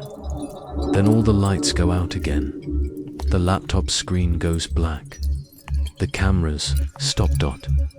Just static, then silence. I don't move. I don't breathe. The only sound left is my own heart, pounding, louder than anything I've ever heard. Then the screen turns on. One line of text, 10:16 p.m. That's it. No more video, no sound. Just that time, my death time. But I'm still here, still breathing, still holding the knife. I sit back down. I wait and wait and wait, but nothing happens. Nothing at all. I check the clock, 10:17. I made it. I beat it. Right. This part's going to be hard to explain, but I'll tell it the only way I can. Something happened after 10:16 p.m. The cameras were still recording. I made sure of that. Every room, every angle. I watched them all live from my phone. Then the power blinked, and everything went black for a few seconds. When it came back on, I was still there, alive, breathing. I sat on the couch, looking at the time, 10:17. I thought it was over. I really believed I beat it. I remember saying out loud, "I'm still here." But right after that, I felt wrong. Like something was behind me. Not a person, just a weight. Heavy, like the air changed. I turned around, nothing there. Then I heard a noise from the laptop, a low click. I walked over and looked at the screen, the video file. The one from the USB, the one that showed my death. The file name had changed. It didn't say July 18th anymore. Now it said July 18th, recorded today. The created date was today. Not last week, not the day I found it. Today, that doesn't make sense. I didn't record anything. I didn't touch the file. Then the laptop screen glitched, a camera feed started playing again by itself. Only this time, I wasn't in the room. The camera was showing my living room right now. But it was empty. Couch still there. Lights on. Door still locked. But I was gone from the screen. Like I never existed. I looked down at my hands. Still there. I walked. In front of the camera. Still nothing on the screen. I waved my arms. I jumped, but the video feed stayed empty. The couch, the walls, the whole room. But not me. I wasn't showing up. I ran to the kitchen and looked at the second camera. Same thing. I wasn't there. The room was clean, quiet, and empty. But I was standing, right in the middle of it. That's when I understood. The cameras weren't showing now. They were showing after. After I was gone. Not killed. Not taken, just removed. Like I never existed at all. I ran to the door. It wouldn't open. I tried the windows, nailed shut. I screamed for help. No one answered. Not one sound outside. I grabbed the laptop. I tried to delete the video. Tried to eject the USB. It wouldn't come out, no matter how hard I pulled. Then the screen showed one final message, just for words. You are already missing. And then it shut off. The next day, my apartment was quiet. The lights were still on. The coffee mug was still on the table. The front door was locked, but I wasn't there. No blood. No broken glass. No signs of a struggle. Just the sound of the fridge humming and the soft buzz from the wall outlet. The laptop sat on the couch. The video was still open. The screen showed the empty apartment. No movement, just the quiet after someone disappears. And if you look real close, right at the edge of the screen, ... you might see something flicker in the corner. Something shaped like me. But it doesn't move. It just watches. But it